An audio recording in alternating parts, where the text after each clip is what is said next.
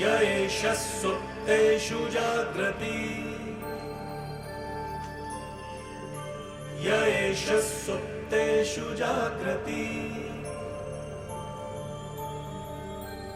कामं कामं कामं कामपुरुषो पुरुषो निर्मिमाणः निर्मिमाणः तदेव शुक्रं तदेव शुक्रब्रह्मा तद्ब्रह्मा तदेवामृतमुच्यते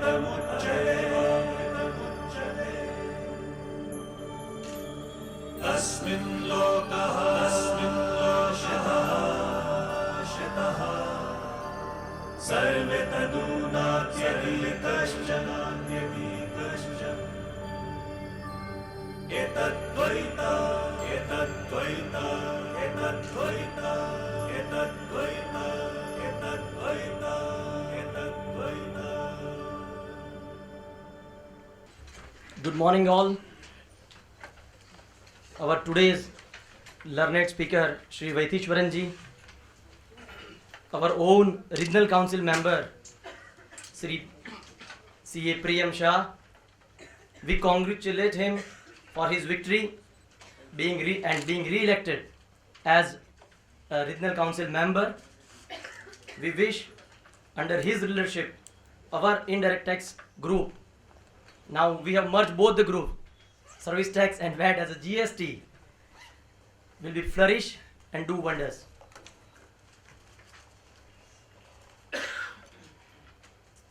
On behalf of both the study groups, service tax and VAT, I welcome you all in the futuristic area of GST. I request Rashmin Bhai to please introduce our today's learned faculty. Good morning all. I think Vaithishwaran sir, we tell him Vaithi sir. Vaithi sir don't need any introduction at Ahmedabad branch because since last 2 RRCs he has been visiting us. I recall my first experience of listening him at one of the BCS RRC. At that time I thought that wow, he's having so much clarity of thoughts. You can get any answer, any question answered on construction sector. So I thought that he is wonderful in construction sector. Then later, after 1 year, I was listening to him on a Senate credit rules. Even better. Then after 6 months, I was listening to him on place of provision rules. I thought, oh wow, that's even better. So now today we are going to listen him on place of provision rules as well as GST. So this will be first experience for the GST. But one personal experience that I would like to share with you is that in one of the RRC when we were sitting in his room, at that time I had experienced him on construction sector, in Senate credit and place of provision. Then Bishan Bhai told him that sir, a song, a song, and I honestly I'll tell you that song that he sang was best of all. So, and before giving his introduction, I would like to say that he is having hobby of singing, music, and story writing. So, and see, I'm having the whole biodata of his, but the highlight of it is not in the biodata. I've heard that he is taking crash course, and people are flying from all the way from Mumbai to hear the sir to attend that crash courses. He has written many books. Particularly on Senate credit, particularly on VAT, he has written books, and he has been giving lectures at many forums. So I'm not going through the entire biodata of his. Otherwise, I would be in between you and him. So straight away, I'd like to call upon Vaithi sir to share his thoughts on place of provision rules as well as GST. Thank you, sir. Before that, I request Tushar Bhai to please welcome him with our love and affection, because sir traveled at early in the morning at 5:30 for his and he has to wake up at 3 o'clock in the morning. Sir, it is your love affection and it's ours. So the thing is that we are basically done with sir will basically done with GST first. If time permits, then he'll take issues on a POP. Sir, please, now it's all yours.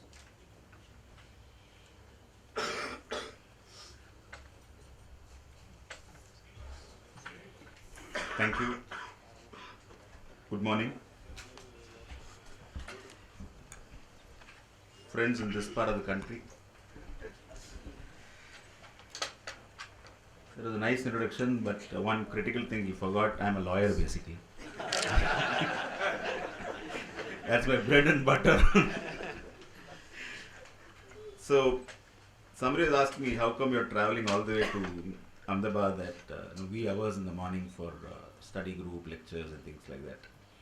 Normally I don't, but there is definitely a connect with Ahmedabad, and I made a lot of friends here. So when call keeps coming, if dates are available, I try to juggle a bit, but if I'm able to get a date, I definitely give that. So it's my pleasure to be here again.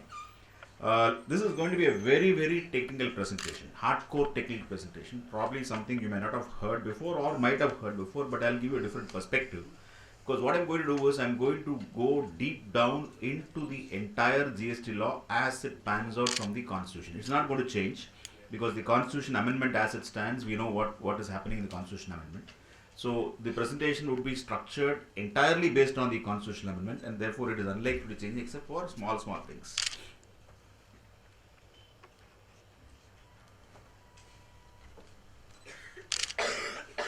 All of us are aware that it has been passed by the Lok Sabha in May 2015, and then what happened was the Congress opposed, saying that let it go to a select committee.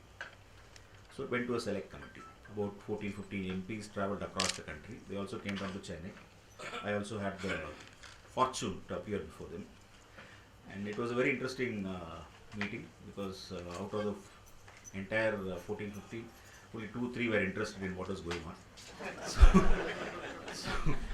And we also had Mr. Manishankar Iyer as part of the panel.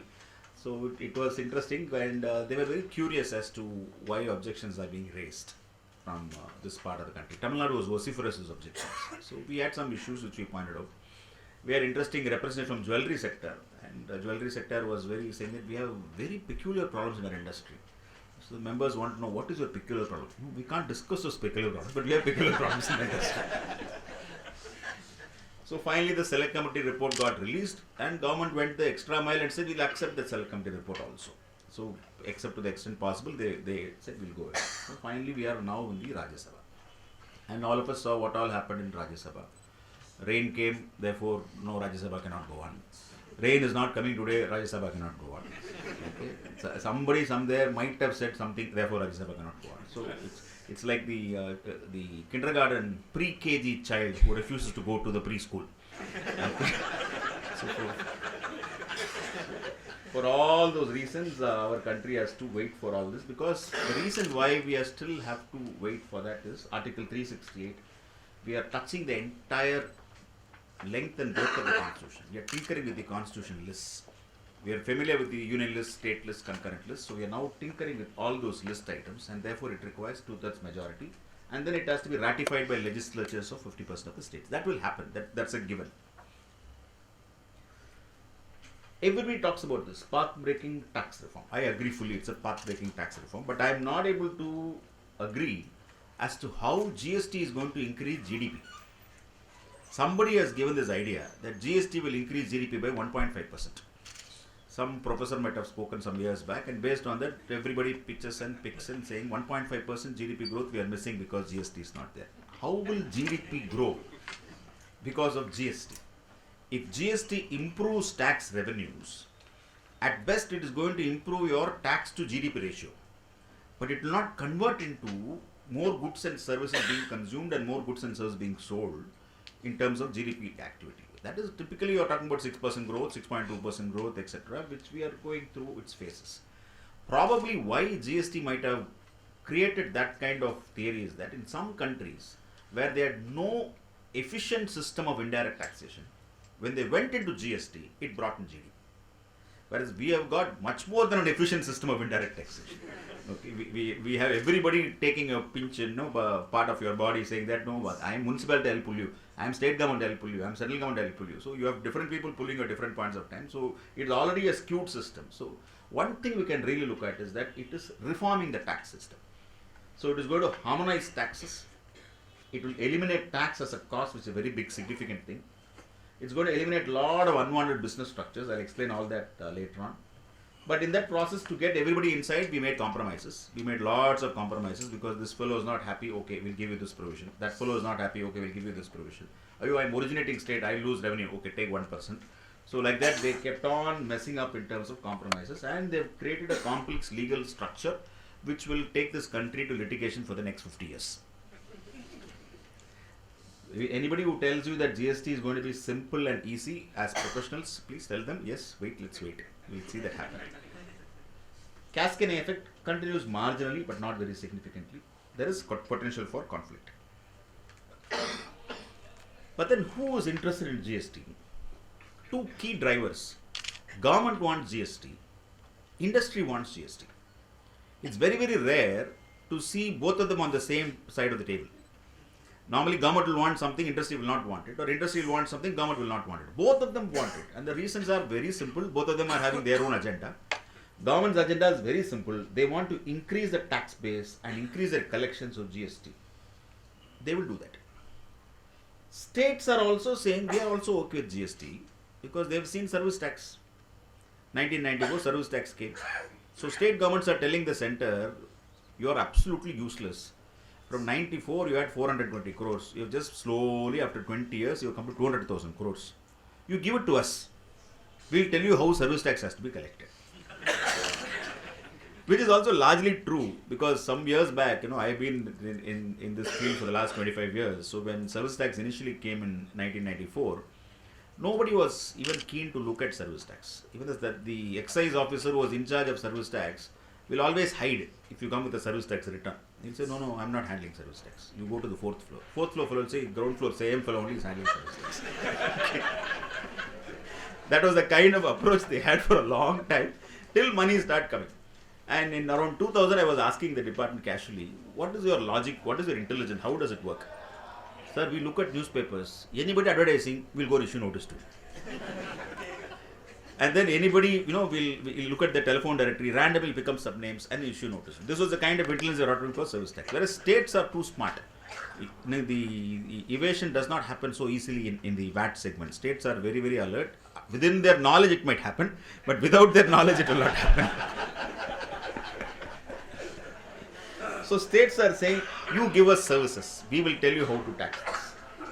Center is looking at GST because for the first time they want to travel beyond the point of manufacture. In the current system, central government is happy with excise duty, which is on manufacture. They can levy at the factory, they can levy at the place of removal. Beyond that they cannot. So they want to go beyond the point of manufacture. Manufacturer, distributor, sub-distributor, dealer, retailer, entire supply chain, they want revenue. That is why center is pushing it. So state is pushing it, center is pushing it. Industry agenda is very simple. They want to eliminate cascading effect. They want to knock off costs. So industry is also pushing it. One fellow nobody is talking to, that is a consumer. Okay. Nobody has gone to and said, oh, are you okay with GST? We are going to put an 18% rate. Are you okay with it? 27 also we might put, are you okay with it? Nobody has talked to him. Okay. So the key person, key driver, the person who can actually make noise and can actually disrupt the entire system is still not brought into the game. But let's see. So it is going to be a tax on both goods and services across the supply chain, levied at every stage of supply. So we are going to get rid of our mind-boggling dispute on what is goods, what is services. So because we have these key words, we have sale, we have manufacture, we have service. So these three key words are all getting merged to one single word called supply. So supply would be the most critical element in the entire system of taxation, and the definition of supply would be complex. It is unlikely to be easy. They may simply say anything for consideration, like how they did for service tax, or they may say supply shall include manufacture, sale, transfer, like the income tax definition of transfer. They will bring in everything into it. There is every potential for messing it up, but supply will be the critical factor. So at every stage of supply, commencing from the manufacturer, going up to the retailer, and would provide elimination of cascading for taxes, and generally credit would be smooth, seamless. Policy wise credit will be smooth, procedure wise they'll kill you. Because with the VAT experience, they've come up with this new idea of uploading data.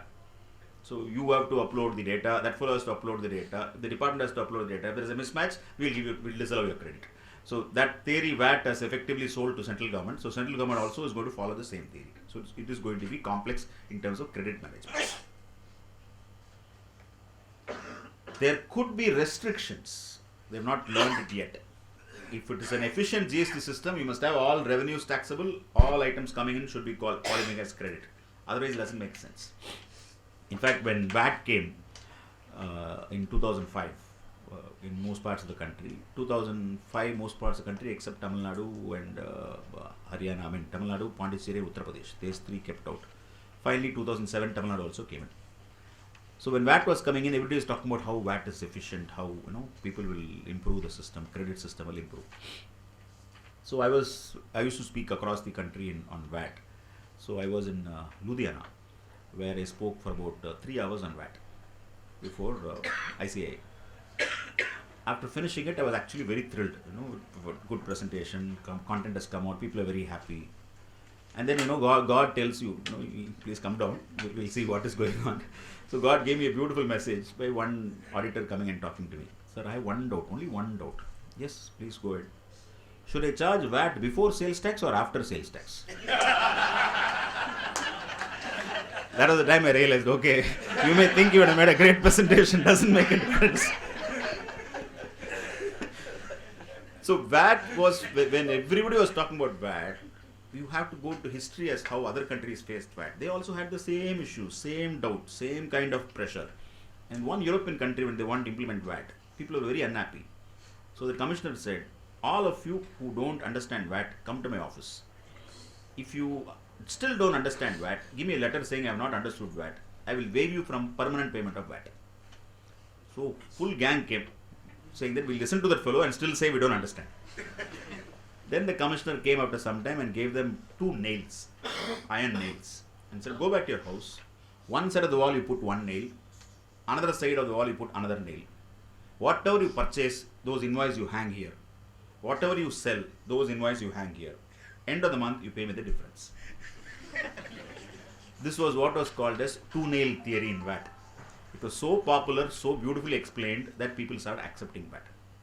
What we did, we started defining what is the nail, what wall it should be used, which copy should be hanged, when you will be hanged. So we customized it so much. So that is why when the Westerners think, oh, India is going to embrace GST, fantastic. Wait. What we see as GST in Singapore and what you're going to see as GST in India is going to be totally different. The reason is it is complex. We will do our own thinking, customization. So this artificial restrictions is one of our ideas, in the Indian ideas. Implementation of GST in a federal structure is extremely complex because we have federal, state, municipality, and therefore we are not having one GST but 3 GSTs. See, as probably Indians or as professionals, we get used to things. The moment they said it's not 1 GST, 3 GST, then the next question is, okay, just explain what are those 3 GSTs, IGST, CGST, then you understand it. Whereas fundamentally we should say, why should you have 3 GSTs? Why can't you have a sophisticated system of 1 GST and effective distribution of taxes? But we are so used to whatever is dished out, we will accept. So we will become experts in this also over a period of time. And for all you may have a study group only on IGST and study group only on CGST.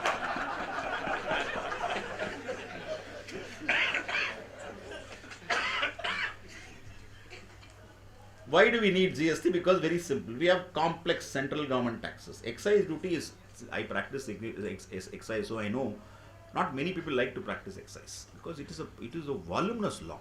It keeps changing every day. Notifications keep on changing and they can't put simple English in anything. It has to be complex. See, suppose in VAT they want to exempt something, they will say exempted, or they'll have an exemption schedule and put the item there. That's all they'll do. Our excise fellows can never do that. They will issue on complex language and then put 4 columns. First column will be the product description. Second column will be the rate. Let us say 12. Third column will also be the rate. That will also say 12. And then they say the goods shall be exempted, whereby the difference between column 2 and column 3 will be the duty applicable. So full exemption 12-12. 50% is 12-6. So like that they draft the notification in such a manner and it has grown out of control. So excise duty is on manufacture. They started levying duty on manufacture. Then what happened? Our fellows started planning. So manufacture, I'll pay 100 rupees excise duty. I will sell to my group company. He will sell at 120. He will sell to group company. He will sell to 140. So on and so forth. Then they said, okay, we'll try to arrest you differently. So they brought legal metrology to the principal and then said, what is your MRP? From the MRP, we'll arrive at a small value. So MRP based taxation. So they wanted to go beyond manufacture, so they use the valuation mechanism because the constitution prevents them from going beyond manufacture. So it's a messy law. We have CVD, we have customs duty, we have the special additional duty called 4%, SAD duty, nobody's happy with that. Then we have, of course, service tax, coffee cess, tea cess, rubber cess, tractor cess, automobile cess, you name it, there is cess. We think cess only primary education cess, secondary education cess, and clean energy cess, and Swachh Bharat cess.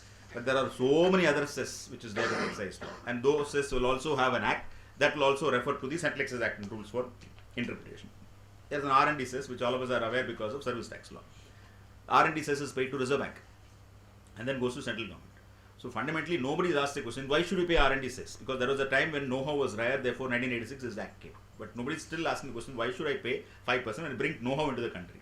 So this is an act which is a just 4-page act which still continues and creates havoc. Multiple taxes by state. They said VAT will be uniform. All of us know how uniform VAT is. Okay, if you look at each state, they have their own understanding of how VAT is going to be implemented. CST by originating state. Then entry tax came. Entry tax basically was based because of those tax-free zones. Tax-free zones, goods will come into the country. ARC will come from by courier from one tax zone into your house, and nobody pays any tax. In Tamil Nadu, initially what happened, they had this cars which are available in the neighboring state Pondicherry. So people go to Pondicherry and buy Pondicherry cars, and they come to Chennai, 3 hours drive. They'll have PY vehicles. So Tamil Nadu was losing a lot of revenue. So they stopped those vehicles and said, why are you having Pondicherry registration? That fellow said, look, I belong to Pondicherry. I have come to Chennai for business. I am going back. Show me your RC book. So RC book was shown. That had the Pondicherry address. Okay, go. Then they stopped many number of vehicles and they found that all the RC books had the same address. And that address was the address of the finance company who was financing these vehicles.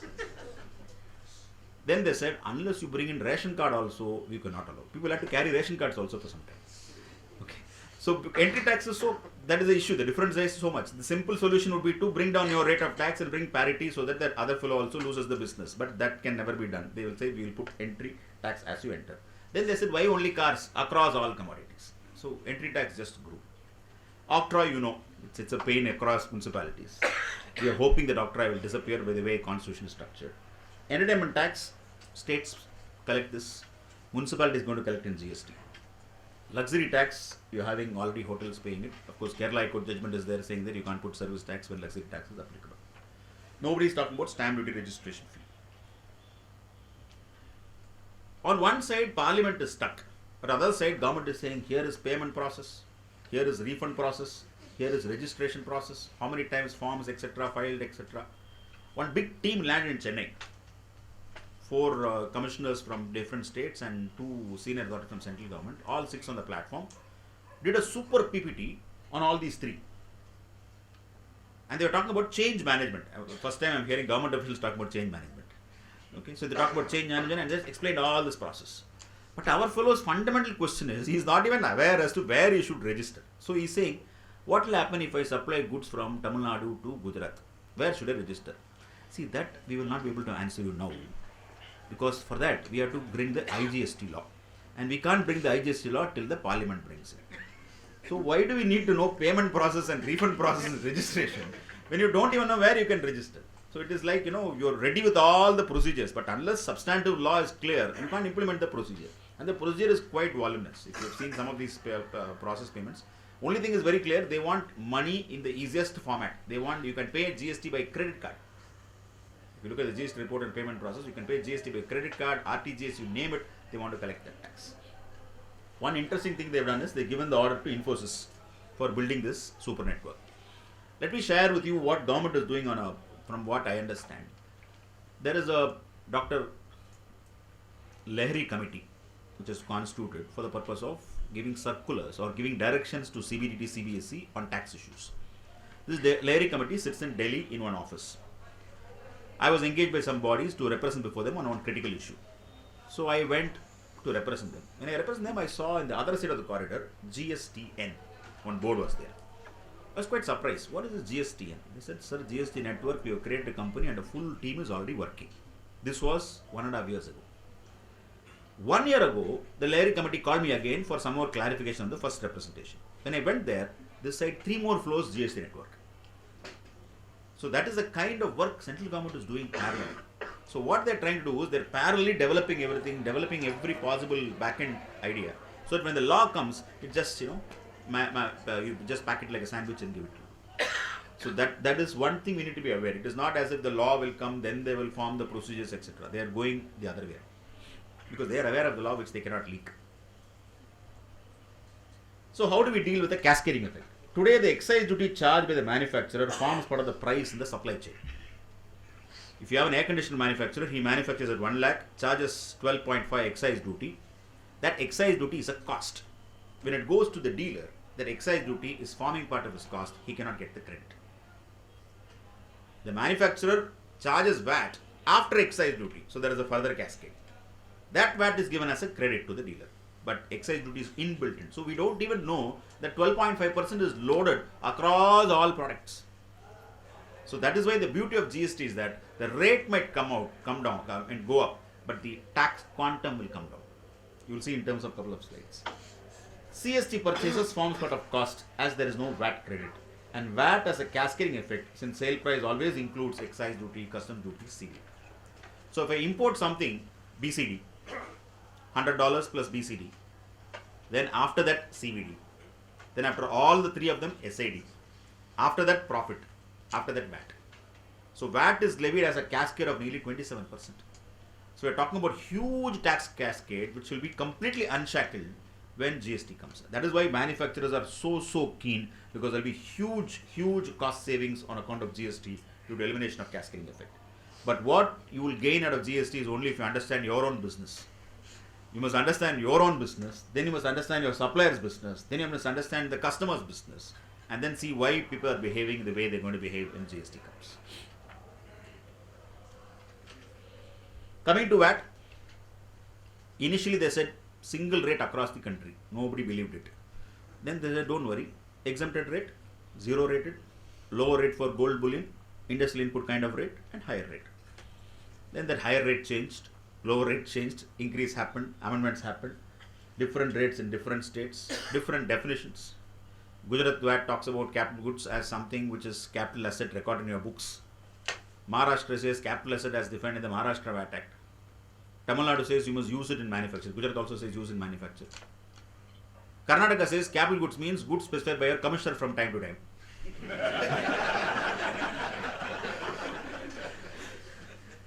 Karnataka taxes VAT on advances. We don't tax on advances. Gujarat doesn't do, Tamil Nadu doesn't do. Each fellow is different. Maharashtra had a special provision with reference to amalgamation. If you go to High Court and get your amalgamation, after the amalgamation order happens, let us say it has got retrospective effect as per the scheme, effective 2012. You then tell the department saying from 2012 to 2016 we are bye-bye, we are one and the same. Therefore, even though you have sold goods to each other, it is not really a sale because amalgamation is from 1/4/2012. Give me refund. And High Courts also accepted. I started the argument and won the case in Madras High Court on this point. So Maharashtra, what they did, Bombay Sales Tax, they amended the law, specifically saying irrespective of what you amalgamate, notwithstanding anything contained in the Companies Act, we will recognize amalgamation only when you present the scheme to us. Okay. This amendment got challenged in NOSIL case, and NOSIL said that this amendment is atrocious as far as retrospective is concerned. Prospective, we are not saying anything. But Bombay Sales Tax was a basis for MVAT Act. MVAT was the basis for GVAT Act. So you will find some states in the western region having this provision. You will not see this in other states. Tamil Nadu, you actually have a provision which says whatever VAT credit you have accumulated on amalgamation, it will get transferred because they borrowed Rule 10 of VAT credit rules. So each fellow, different definitions, different methodologies, different forms, and of course cascading effect due to CST purchase. All of us struggle in terms of CST purchase. Classic example would be an auto component guy, let us say based in South. To make the auto component in Chennai, he'll have to get the steel from Jharkhand. When the steel comes, 2% cost. Then he makes the component. He has to sell it to Tata Motors Maharashtra. For Tata Motors, it is CST purchase, 2% cost. Tata Motors makes the car and then sells it to the dealer in Tamil Nadu. Again 2% cost. And when I buy it, 14.5 VAT. So the cascade simply grows in the chain because our system is like that. We can't get products in our own state, or every state has got its peculiarity that is sourced from somewhere. Deviations, of course, all of them have done. Refunds is theoretically available everywhere in the legislation. Every law says that you are entitled to refund. No law says that you will get the refund. They say you must apply 4 copies, 3 copies, this one annexure within time. All that is fine. When will you give? Nobody says. And if you don't give, what happens? Nobody says. So that is refund. CST, as I said, it's got its origin-based tax, and then we have this complex stock transfer. Section 6A, one of the most misused provisions of CST Act. See, what happened really was, there are two kinds of stock transfers. One is a very genuine stock transfer for business reasons. Another is a nonsense stock transfer. So if you have to talk about nonsense stock transfer, there is one street here, and there is one street here, and there is a main road connecting here. The seller is here, the buyer is there. If the seller sells to the buyer, 14.5 VAT. Buyer is not interested. Therefore, seller says, don't worry, I will open a branch in Pondicherry. So the lorry will go from here all the way to Pondicherry, stock transfer, offload the consignment there. Then another lorry will come as a CST sale, go to the buyer directly, 2%. So 12.5% sale. Fantastic business model. Regularly lorry will go. Then they realize that why should you go all the way to Pondicherry where their fellows here?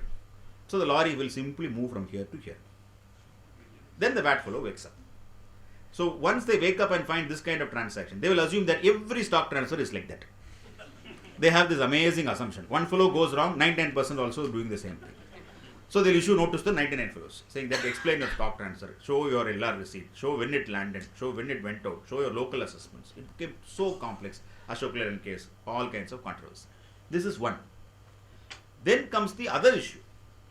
Our fellow who is sitting in Gujarat has got a customer in Maharashtra selling to him for the last 40 years. Suddenly VAT comes.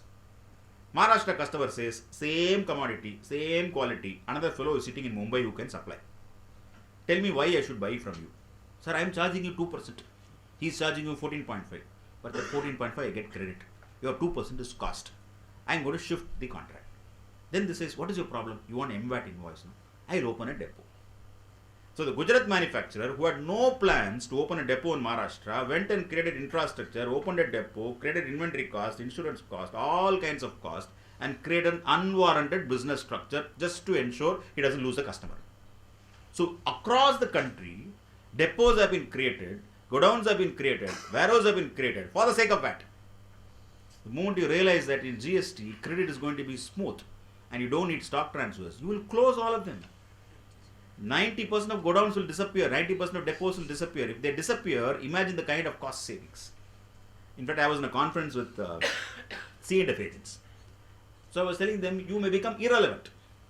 So they said, how do you say you will become irrelevant? Why would C&F be required when I can directly supply to the dealer? I need you only for the buffer and the VAT invoices. So they were all shocked. But two fellows came and spoke to me saying, no problem, sir. I will convert myself into a super stockist.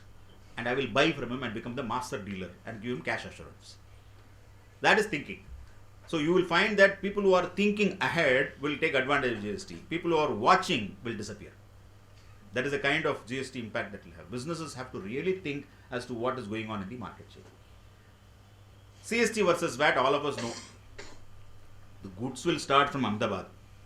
The goods will all the way go to Delhi. Interstate movement is physically established. But the checkpost fellow will say, no, you are planning to sell locally. Where is the question of planning to sell locally? Goods are starting from Ahmedabad. Please take the route. It is going to Delhi. Everything is clear. No. We think that you are going to make a local sale. We'll seize it. You go and fight it. So goods will be confiscated. Checkposts have become cash posts. So every border control is horrible as far as state is concerned. So you have the CST versus VAT. So this is how all this will solve. Central government will put a CGST, state will put an SGST, IGST will be by the center on the supply of any goods or services in the course of interstate trade or commerce. So ending up with 3 GSTs. So let's look at some impact study. Assuming an IGST rate of 20%, tax calculation to be as under when a manufacturer sells goods from Tamil Nadu to Karnataka. So he's talking about an existing sale price of 1 lakh, an excise of 12,500 and CST of 2,250. All inclusive price is lakh and 14,750, which actually goes up to 1,21,000 in the new system. And I'm assuming sale price to be constant, and I have not factored any other savings on account of restructuring of business. If I'm assuming the same existing model continues, they're not willing to change, then this is the impact. But the difference is, I'm going to charge IGST at 20%, which will be fully available as credit to him. So the Karnataka buyer, in the existing system, his landing cost is 1,14,750, no credit, no cash flows. In the new system, his landing cost actually comes down to 1,01,000 and he gets a credit of 20,000 and he's got a cash flow same of 20,000. That makes a huge difference in the entire supply chain. Now if you take it forward, assuming Karnataka buyer sells the goods as such in Karnataka, then if you look at the price actually comes down from 1,44,000 to 1,33,000. So price would definitely, we are not even looking at other savings in terms of business structure, in terms of other costings. Purely on account of tax, there can be decent savings. That is why all governments are saying, state governments are saying you lose money. Especially manufacturing states, they will lose money. So in the current system, what happens when you remove goods on stock transfer, you pay excise duty. And it's a complex law of valuation. And we are going to borrow the same complex law. You know what exactly excise law, some of you may practice in excise, you know this better. I got a factory in Ahmedabad. On Jan 9th, one lorry is coming out of my factory and it is going to Delhi as stock transfer depot. What I should do is, on Jan 9th, I should find out what is the normal transaction value prevailing in Delhi for the same variety of goods and adopt that value and pay duty. This is what excise law says.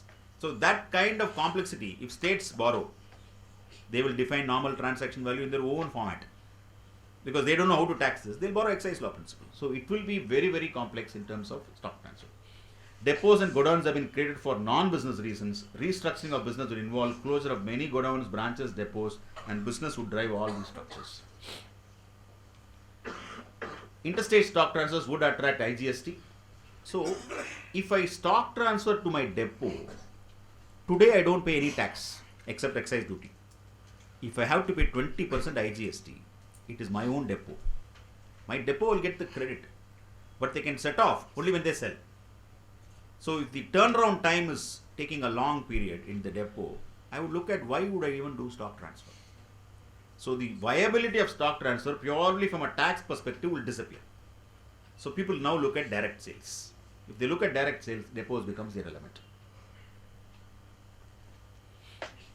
Since depot is part of the same organization, huge cash outflows on stock transfer, impact for a couple of months after introduction of GST. What will happen is they don't wake up so quickly. So first 9 months or 1 year, they will just look at, oh, GST has come. By the time they will continue their stock transfers and they'll get hit by the 20%. Where is the cash flow to pay 20%? So that has to be borne by the entire chain. So they have to even look at what to do from April 1st if it comes on April 1st. Then you can say, okay, I don't want depot, I'll sell directly to dealer. That means dealer will hold the stock. Is the dealer willing to hold the stock? So their industry behavior will be different. Pharma, dealers are stronger than manufacturers. Cement, manufacturers are stronger than dealers. So every industry will play differently. So pharma companies, probably dealers will say, no, we don't want stock. You do it when we want. Whereas other companies, they'll push as much stock to the dealer because they get 40 days cash flow, they'll get that money out in terms of bill discounting. 1% levy is still an issue in the parliament and looks like as if it may be dropped. So this as a concept, seller in state A will pay IGST to center. While paying IGST, seller can adjust available credit of IGST, CGST, SGST. This is the beauty of the entire scheme. Seller in Ahmedabad, when he sells to somebody in another state, he will charge IGST. When he has to pay IGST, he looks at all his credits. He's got IGST credit, CGST credit, SGST credit. All three can knock off. IGST is like O positive. So you'll be able to absorb all three. So I will use IGST to pay. Of course, they will come with their own skewed idea saying first you must exhaust IGST, then you must exhaust CGST, then you must come to SGST, monthly calculation and then reconcile. Okay. Now what happens is, when Gujarat state tax has been used to pay the central IGST tax, IGST collections have come down to center. And therefore, Gujarat has to transfer the credit of SGST used by the seller to the center. buyer in Gurgaon avails the IGST charged. Buyer can use the IGST to pay his taxes. Therefore, he is going to use the IGST to pay Haryana tax. When he is paying Haryana tax, Haryana's collections comes down because IGST has been used. Therefore, center has to transfer money to Haryana state. So, first leg of the transaction, Gujarat had to give money to center. Second leg of the transaction, center has to give money to Haryana. The government's belief is that there will be mutual interplay of transactions. So, we can net off the transactions. If we can do it for shares, we can do it for IGST. And the entire thing will be through clearing mechanism. That is why GSTN will play a very big role. So, a clearing network housing mechanism will be created. This is all fantastic in theory. Practice, okay, it can be a nightmare. This fellow will simply say, no, I will not give you credit. Okay. We see VAT officers, no? See, VAT officers, they will simply come to the conclusion that, no, you have excess credit. Why you are saying excess credit? We think it's excess credit. In fact, excess credit lying in the book is useless to anybody. Okay, I can't even utilize it. Unutilized credit in my books doesn't serve any purpose. But then they get upset and issue notices. So for them to understand this and then interpret this can be a challenge. Another challenge will be the IT. Entire thing is all systems should talk to each other. Excise and service tax have developed ACES. And ACES is going on in their own path. Each state has developed their own IT platforms. Now you are talking about center's IT platform and state's IT platforms to be integrated together and functioning together. And that is where the challenge is. Because we know IT systems, it's not easy to integrate platforms. It depends on what technology you've used. Many states are an outdated technology. In fact, that's why they keep saying why railways has systems, reservation system has never been hacked. Okay, the history is that railways reservation system has never been hacked because they are using such an outdated technology that it is impossible for the new fellows to operate. Okay. Remember those, COBOL, KEBOL stuff? They're still in that. But it has worked. So it's going to be a big nightmare. My worry on the dates would be on the technology. It is not easy because some states are still not invested in technology. So all these have to talk to each other, all these have to gel each other because they're talking about you opening a website, simply keying your data, back and reverse, like IGST it will go there, CGST will go there, SGST will go there, credit will come there, you'll be very happy, like those ads, you'll be always smiling, that kind of thing will happen. We know the reality.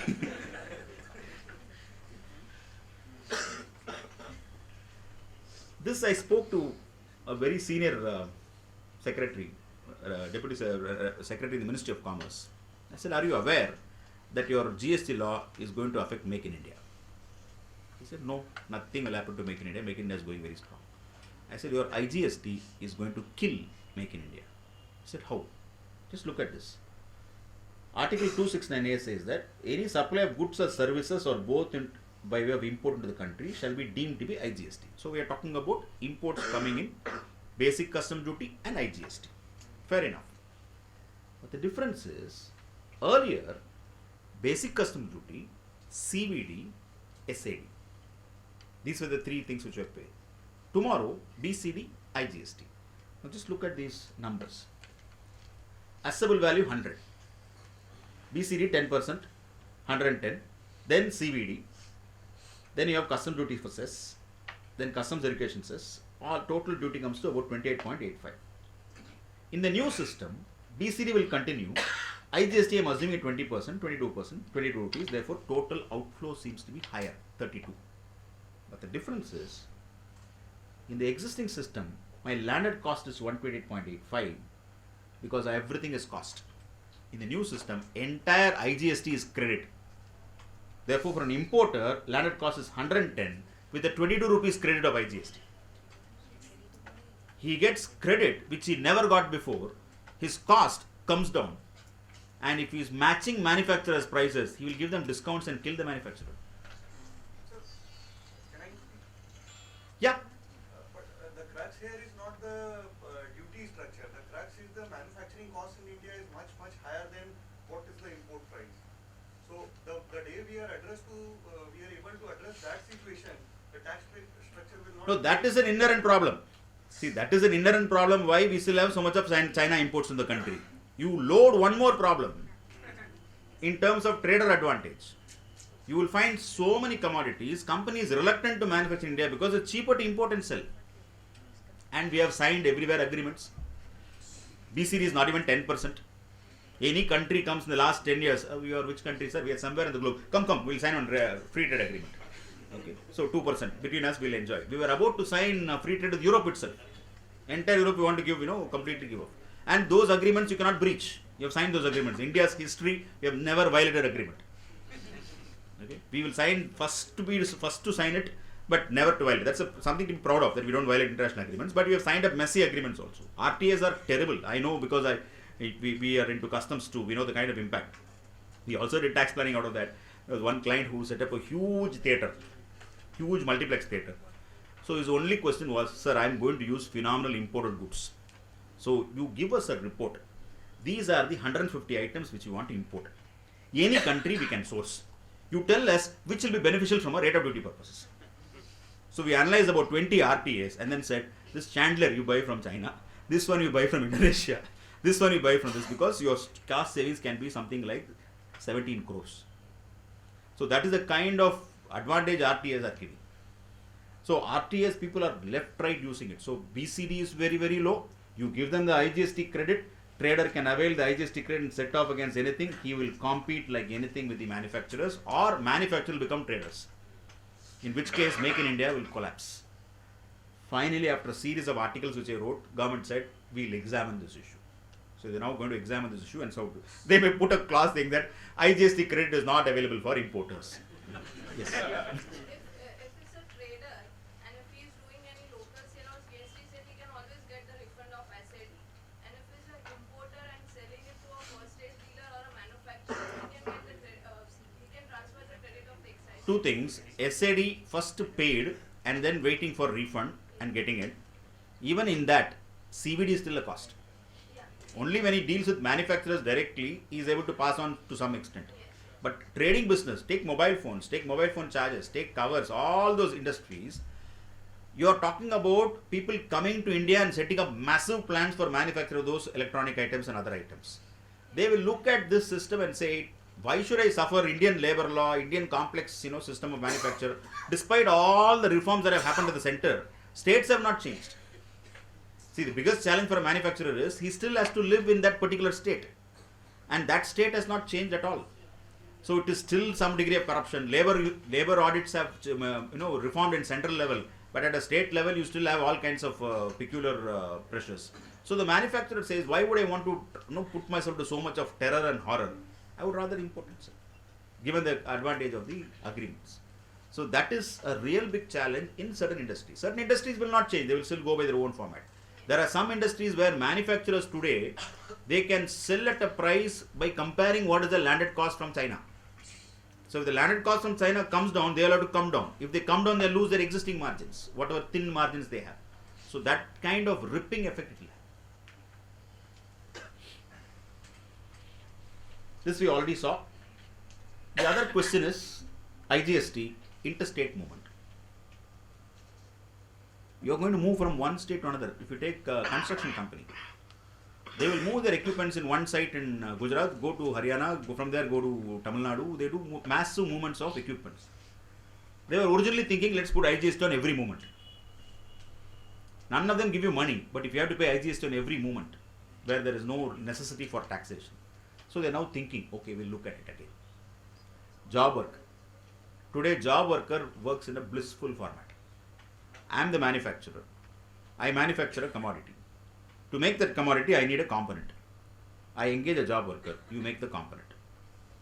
Because he makes the component, it amounts to manufacture. Because it amounts to manufacture, no service tax. Because it amounts to manufacture and I am using the component to make a final product, 214/86 Central Excise Notification will apply. He need not pay excise duty. Because I own all the raw materials, there is no transfer of property and goods from him, no VAT. So a job worker does not charge VAT, does not charge excise, does not charge service tax. All these three will collapse in GST. Because they will say, supply. Supply would include job work also. Therefore, now we will have to find out how to tax the job worker. How to include the value of the materials. What all should be included in the value in the hands of the job worker. Those kind of issues will crop up in job work transactions. CGST would be levied and collected by the center. CGST would be across the value chain. The challenge would be what is the CGST rate. Now these are very critical things which we need to understand. SSI exemption will come down from 1.5 crores to 25 lakhs. Which means what? So many new assessees in the ambit of central government. One thing is the supply chain. They're getting new people. Plus they're getting new manufacturers into the system who are all SSI exemption. Please understand, 1.5 crores is theory. Some of these fellows are not really 1.5 crores. They would be, even 60 crores with multiple names, multiple units, etc. So the moment it comes down to 25 lakhs, the incentive to evade will collapse. So they'll all come into the system. So new manufacturers will come to the central government for registration and payment of taxes. Excise law has exempted various items for all kinds of reasons. Tax policies are driven by every single thing which is irrelevant. Therefore, you have so many exemptions. In GST regime, excise exemption have to come down to VAT exemptions. So VAT is about 99 items. Excise is 340 items. So this has to come down. So all these will come into taxation. When they come into taxation for the first time, price increase, inflation. Straight away that impact can happen. All this 2%, 6%, everything will collapse. Then there is a massive 12/12/2012 notification that will also collapse.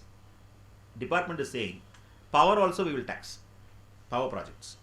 But we finally explained to them saying, don't tax power projects or power companies because the output power is not in GST. So there is no way anyone is going to bear this tax. So you have to, entire chain of generation of power you must exempt. They said we'll look at it. Food is not fully taxed under excise law. It's complex. Its own structure. Windmills and tractors are exempt from excise duty, but VAT doesn't care. VAT taxes tractors, VAT taxes windmills. VAT is payable on all kinds of goods except fruits, vegetables, milks, windmills, tractors. Of course, food also, VAT is also very peculiar. Packed food, unpacked food, branded food, unbranded food. They have their own varieties of litigation. Difficult period for industry without clarity on tax or exemption for many products. I'll give you an example of Malaysia. Malaysia came into GST in April 1/4/2015. They made the draft law available for 2 years and said, discuss, debate, come to us with solutions and then we'll give you a law. Despite all that, they came with a horrible law from 1/4/2015. And they said, medicinal products, pharmaceutical products are exempted. However, if they fall in the following list. So they gave a list. There is about 2,000 items. So every company had to search, my item is there or not, my item is there. No, like the CA results, you go and check out.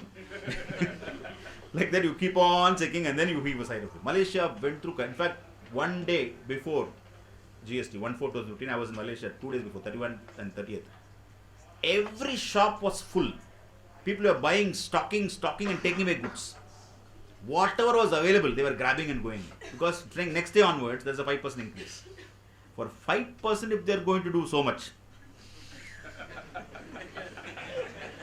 our fellows will do it for rumor itself.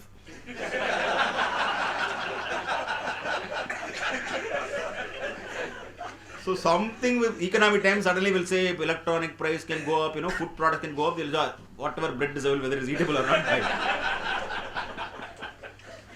We are dealing with a different set of people and there is no question of, no wait, it will stabilize, nothing will work. So you will have all kinds of peculiar issues in GST implementation because small country like Malaysia, if it can have that kind of impact, imagine a country like us. It is definitely a difficult period for understanding clarity. So let's look at this SGST fellow, manufacturer selling to a trader. Total tax outflow 28,000 comes down to 20,000. That is why states are worried. Straight away they see the transaction and say, we are going to lose money. So price of manufacture may reduce marginally to the extent of 3 to 4%, but tax collections to state would come down from 16,000 to 13,000. Just one simple transaction. So when states have their tax collections coming down, center is saying, why are you worried? We are giving you services. That will compensate you. Imagine how much of service tax Assam will collect. Manipur would collect. Goa can collect. Maharashtra will collect like anything, possibly. We assume that Maharashtra will really have super service collections. But then the Maharashtra is saying, we don't know how much is going to become IGST. Telecom. We always assume that telecom is centered in Maharashtra, banks are centered in Maharashtra, but IGST will spread it. So how much they actually get, the fellow must be there in Maharashtra, consumer must also in Maharashtra, then MGST. Otherwise become IGST. So what they would actually get as services, nobody knows. No data is available. Therefore, states are apprehensive. We lose a lot of money. Therefore, center said, what is your problem? Compensation. We don't have money, but we'll give you compensation.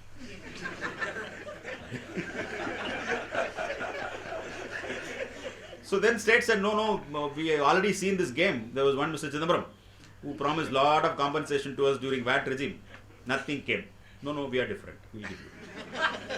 So then they said, no, we still don't trust you. Whatever Mr. Chidambaram promised, first we'll give you that. So they gave that. That CST compensation, last 2 budgets we have seen, significant allocation, that money has come. Then state was little bit happy. Then Mr. Modi completely tweaked the finance commission sharing and then said take money. So all states are suddenly getting a lot of money. So they saw CST compensation coming, they saw money coming from finance commission significantly. Then Modi also said something like GST, oh, take whatever you want to put in.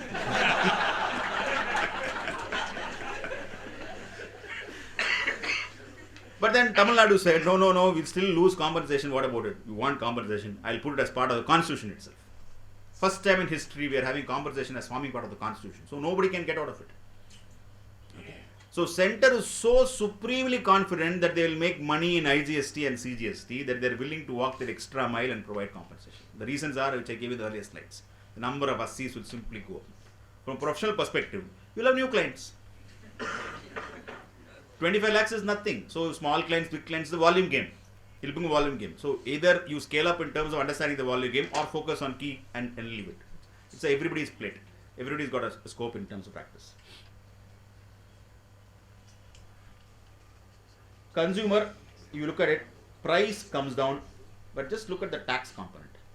VAT was 17,943, whereas here the tax actual will be 21,000. So in the bill, tax will be more, price will be less.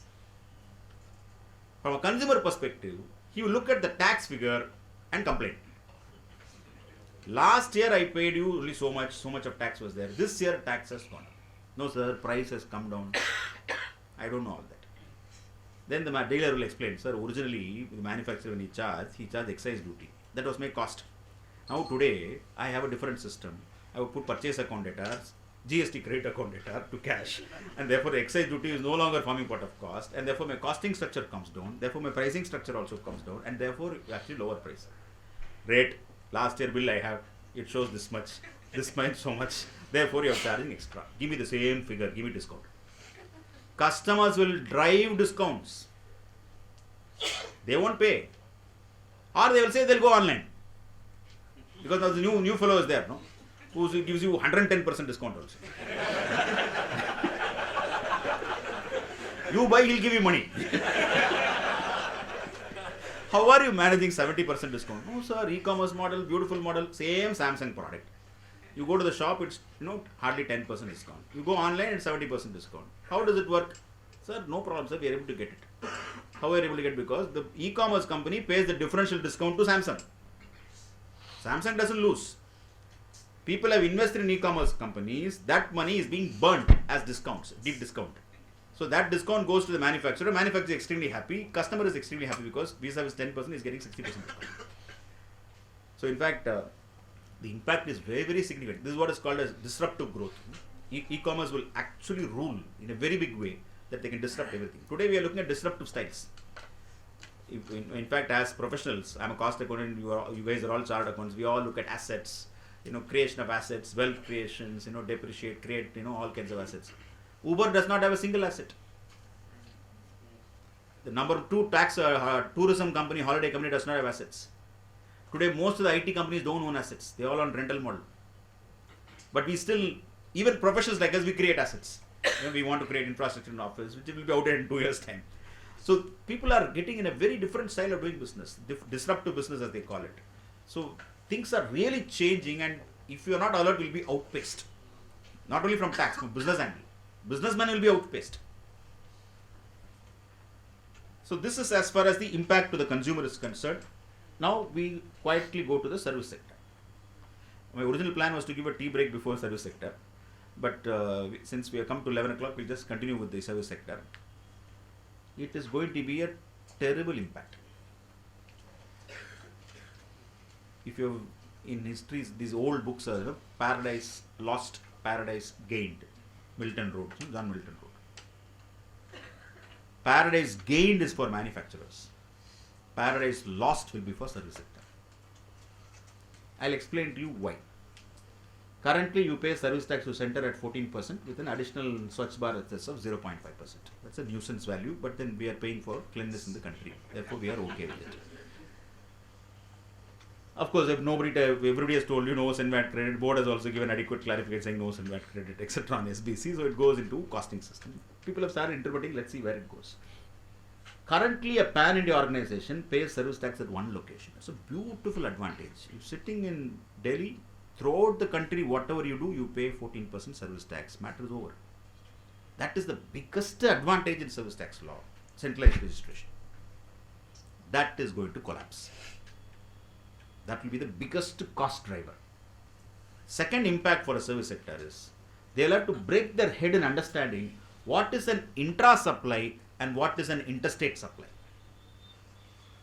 For goods itself, when you have the physical measurement of the goods and you have the lorry actually moving from one state to another, when you had 1,000 questions as to whether it's a CST sale or a VAT sale, imagine a service transaction. What is a local service, what is an IGST service will be mind-boggling. Because if it is IGST, I pay to center. State doesn't get anything.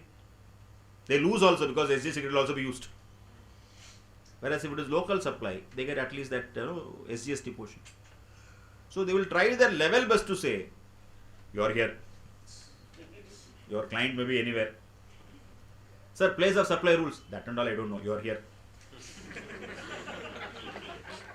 Please understand, who is going to implement SGST? VAT fellows. Service tax people themselves have not understood POP rules. They are still, the rule 3 is something which they don't like at all. So they try their level best to bring you elsewhere. Imagine VAT authorities implementing a new law which they've never seen, and they have to implement a complex place of supply rules. The impact will be phenomenal on the service sector because they'll face the brunt straight. And they're going to lose revenue on products, therefore they will want to increase revenue on states. All of them will say, don't worry sir, GST will be smooth, will be friendly, we are a taxpayer friendly scheme, both of us are one and the same, you are only giving us bread and butter, all that they will say. When it comes to implementation, it will be a different story. Sir, my DC says you have to issue notice, I have to issue notice. You go to the DC, he says, my commissioner said, doesn't matter, you shoot everybody. Once a notice comes, then litigation starts. And remember, VAT laws have their complex percentage pre-deposits. They will continue in service tax. Whatever center says, states will still have the power to make their own laws. You may have a common definition of supply, but the procedural part, implementation part, those parts, that will still be in the state. Therefore, they will implement the VAT. That is their experience already. It's successful also. So that is where I'm really, really worried. I'm actually scared for the service sector because the impact can be phenomenal in terms of IGST versus SGST. An IGST rate of even 18% would be completely prohibitive because it will be much, much higher than all existing rates. Now let's look at a couple of things which you already know. Transportation of goods by road not liable to service tax. They went on strike. Finally they got it. So they said, okay, GTO not liable. Then they created GTA, that fellow is liable. People still dispute as to what is GTA, what is GTO. What will happen in GST? No transport company is going to agree for GST. Simple logic, fuel is not in GST. Petrol, diesel is not in GST. So why would they agree? They won't get any credit. They will say no GST, continue existing system. And everywhere it's been promising, whoever you are, whatever you are placed, you might be similarly placed in GST. So transport sector will lobby for non-GST. So if transportation of road is not liable to GST and GTA alone is liable to GST, which GTA, which consignee, which state that GTA consignee should pay. So those kind of chaos will happen. They are not even getting into those things. It is a complex regime as far as transportation. And if you look at logistics, when VAT was coming into the picture, they said VAT will be the most simplest system. Within 2 years, in fact, when they drafted the law itself, all of them drafted with forms. And they started with, prefix, suffix, etc. Some of them put the word VAT also. VAT form number so and so. VAT 69 also was there in some states. Okay. So multiple forms. So they created all kinds of forms and then said if you are moving from your state to another state, one form is required. Why should a form be required for interstate movement which is governed by CST Act, which is governed by entry 92 of Constitution? State has no business to prescribe a form, but they prescribe. So every state you have different kinds of forms. You name it, you have it.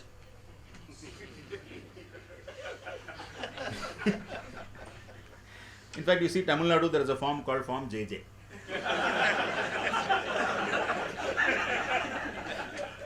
I'll share a little bit of trivia.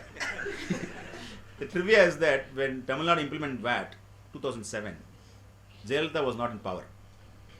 Kalaignar Karunanidhi was in power. So they created this law and went to him. He looked at it and he got very angry because the last form was Form JJ.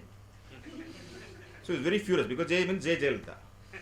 So all the officials went into a huddle and said they created one more form. There's a useless form, Form KK also there. Just for the sake of creation of form, they created a form. So everybody created this. Then they came with this idea. Not only outward movement, we want transit forms also. Goods are going by this state to that state, you are transiting our state. What happens if you suddenly stop and we find, one customer is there, we'll sell it off. So we want to prevent it. So they created transit forms. And transit forms, you may understand the transit form. Your buyer will understand the transit form. Lorry fellow doesn't understand the transit form. He has to go through a particular check post, get one chapa, go out and get to another check post, get another chapa and go. He will suddenly divert the route or he will go for a coffee or that fellow might have gone for a coffee. Lorry goes off. And then it is open. If it is open, they assume that it is evasion. So transit passes have created havoc into the country and then now they have created e-passes, manual passes, you name it, they have messed up the law. Multiple forms, manual filing, e-filing, check post, seal and signature, seizure of goods at check post. Seizure of goods, some of you know south, in Kerala there is a check post called Valayar check post. Valayar check post is something where you go, it looks as if it's a massive area for maintenance of about 250 lorries at the same point of time. They'll all be waiting.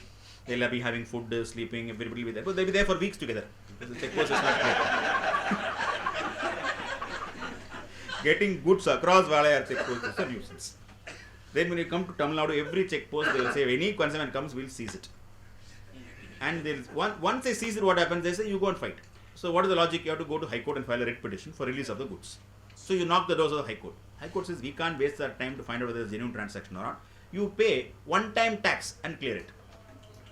So the tax that is not applicable, you pay and clear the goods, and then you have to file an application for refund, which will never happen. Then somebody said, why should you go to the High Court? Let's look at our own administrative skills. Let's go and talk to the commissioner and explain the genuineness of the problem. So commissioner says, yes, you have a very genuine case. He should not have seized it. You do one thing. You pay 2 times the tax and clear it. Then so now it is 2 times tax versus High Court. Commissioner order is faster because 2 times we pay, he picks up the phone and says release it. High Court order means you have to argue the writ petition, get the order typed from the High Court. It takes about 4 days. So if the equipment is very, very sensitive, electronic items and all, they go to Commissioner, pay 2 times tax and release it. Otherwise, they go to High Court and get a writ order. So this is nonsense because these goods are very clearly coming from other state to some other state. The very fact that it's coming from Maharashtra is well known. So you have a complex law. These will continue and increase because they have learned the game. They know that process and forms is the way to pressurize the associates. So simplicity is definitely not going to happen. Logistics, service industry operates in multi-locations, but currently has the advantage of registering and paying tax at one location since levied to central government. When GST is implemented, SGST has to be paid in each state. Imagine a CHA sitting in Ahmedabad, customs house agents. Today, he's got an office here, he's paying service tax. He gets a random transaction in Delhi, he gets a random transaction in Mumbai, he gets a random transaction in Tamil Nadu. He's got some people to do it, but he pays tax here. Tomorrow, irrespective of the randomness of the transaction, one transaction you in Tamil Nadu, please get an SGST registration, please pay tax there. And our VAT laws will be simply borrowed. They will say you must have an office in Tamil Nadu. That will be inspected for registration purposes. Having an office means what? Infrastructure, cost for one transaction. And I must have an accountant who will understand this. Most service sector accountants are very rare. Okay. Manufacturers at least are very sharp in terms of accountants. Service sector accountants are very, very rare. So you have all kinds of issues on the small and medium level. Large scale fellow will somehow manage. He will create his own infrastructure. But what is going to happen is, while manufacturers close their offices and close their depots, service sector will open offices. It's a reversal game. It will match. It will match. But it is a reversal of game. And for the first time, service sector is going to face peculiar problems they have never faced. See, and we are now moving towards increase in service sector compared to manufacture. Manufacture has been beaten like anything for the last so many years. So they're happy. They're getting to get rid of all this. Service sector has taken it easy all the time. Even IT, for example, most of them don't know anything because all single window, land is given you, set up your medical transfer, your BPO, etc. You just export, money comes in foreign exchange. You apply for refund, occasionally you get refund. That goes on. But suddenly they will have to implement in terms of huge local laws. And local laws can be terrifying. Sheer language can create a problem. You know, it won't be easy. So some states and all, they'll give you notice in their vernacular language. They will issue notice in vernacular language. For half the time, you have to understand what is UP and all. I've seen notices. I have juniors who are pretty well versed in Hindi also. So when we have some matters where goods are get stuck there, I'll call her and say, tell me line by line what is he saying. I can only see the year. That means I know the act, but otherwise I don't understand. Every state will have a different law. We are going to move from a simple mode of business to a complex mode of business. How can you not talk about chartered accountants? Let us say you are having pan-India operations. You are operating everywhere. You are having multiple branches, or even if you have 2-3 branches. You also have peculiar networking arrangements. He gets some client, you have some networking, he refers to you, you share some fees, 3 people do some element of sharing fees. It works out beautifully. So auditor based in Gujarat, client office in Gujarat, manufacturing client. Factories are in Andhra Pradesh, Telangana, Tamil Nadu. You are doing an audit. What will you pay? Where will you pay? Today you will pay 14.5% service tax quietly here. Tomorrow, Tamil Nadu, Telangana, Andhra Pradesh, all 3 will say, sir, your work also happened in those factories. Audit means you have verified everything in the factory. Therefore, some portion of the revenue we should also collect tax. Or, central government will say, no, it is an entire IGST transaction. You pay IGST, it is okay. Or, GST is a consumption driven tax. Some part of the consumption has happened in Andhra Pradesh, some has happened in Telangana, some has happened in Tamil Nadu. Please pay proportionately. Unfortunately, government is thinking on the third solution. Please pay proportionately. It's madness. Institute has to say something on this. Institute has to simply say, invoice, if the client address is specified like this, that should be the basis. Nothing else should be asked. If Gujarat auditor raising client invoice, Gujarat client, SGST, SCGST finished. Or client is Hyderabad, IGST finished. They should go by the address in the invoice rather than anything else. But unfortunately, they're looking at consumption. And that thought process can be very, very chaotic because you can't comply. You won't even know which is consumed more. Imagine, see, costing of goods itself is so difficult to identify. You are supposed to identify costing of services and then identify revenue proportionate to that, where a client does not pay also. Okay. Unpaid money to be distributed between 3 states. Because mercantile system, POT will continue. Okay, so you will have that kind of a problem for an audit. Auditor based in Gujarat, engaged by a client to appear in Mumbai says that. Client is in Mumbai, all discussions take place in Mumbai, and appeal papers are prepared in Ahmedabad. Your office is here, you prepare the papers here, you go and argue there. Again, same questions. Even more complex. IGST or CGST plus Gujarat GST or CGST plus Maharashtra GST. Okay. So the place of supply rules will be scary, especially for professionals, telecom, insurance, banking. These 4 sectors would have a huge, huge impact. Professionals also will be equally hit. Banking, imagine branches across. Now we are talking about virtual banking. You know, you don't have to see that fellow at all. So where does a transaction get consumed? So some state authority will say, wherever the computer is located at the time the transaction takes place. Borrowing from rule 4A. They will think of all idiotic rules as possible because they want tax on the transaction. Okay, fine, I'll get a lot of credits. As a service provider, I get credit on furniture, office equipment, gadgets, systems, stationery, etc. Everything will get credit. Provided you are a new player. If you are a new player only, you will buy with GST bills. If you are an old player, you bought all this 3 years ago, and you are not going to buy again. So whatever you have bought is lost. You can't get the excise duty credit. They may give you maximum 1 year, and that you won't have an excise invoice. You have bought from local supplier. So for a service provider, you won't get the credits unless you are a new player. If this can be the impact for a chartered accountant, imagine the impact for a telecom existing player who's already invested in so much of technology. He's not going to buy new technology suddenly. Imagine insurance players who invested so much, they can't get fresh credits. No fresh credits, rate jumps up. That means you have to go to the client. So client, if he doesn't pay, your service fee has to come down to bear it. So most companies I know are talking about bringing down service fees because they can't go to the market and say we are going to charge you more. So that means you are affecting service sector significantly, whereas we talk about how service sector should be really the backbone of this country. So very, very serious impact for services.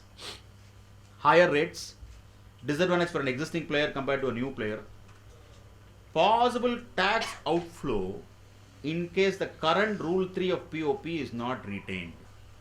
Why am I saying this? Somewhere government has got this idea that if the service receiver is also a registered person, one set of POP rules. If the service receiver is an unregistered person, location of provider. Rule 9 kind of impact. What are we going to do? All the clients outside India will not be registered in India.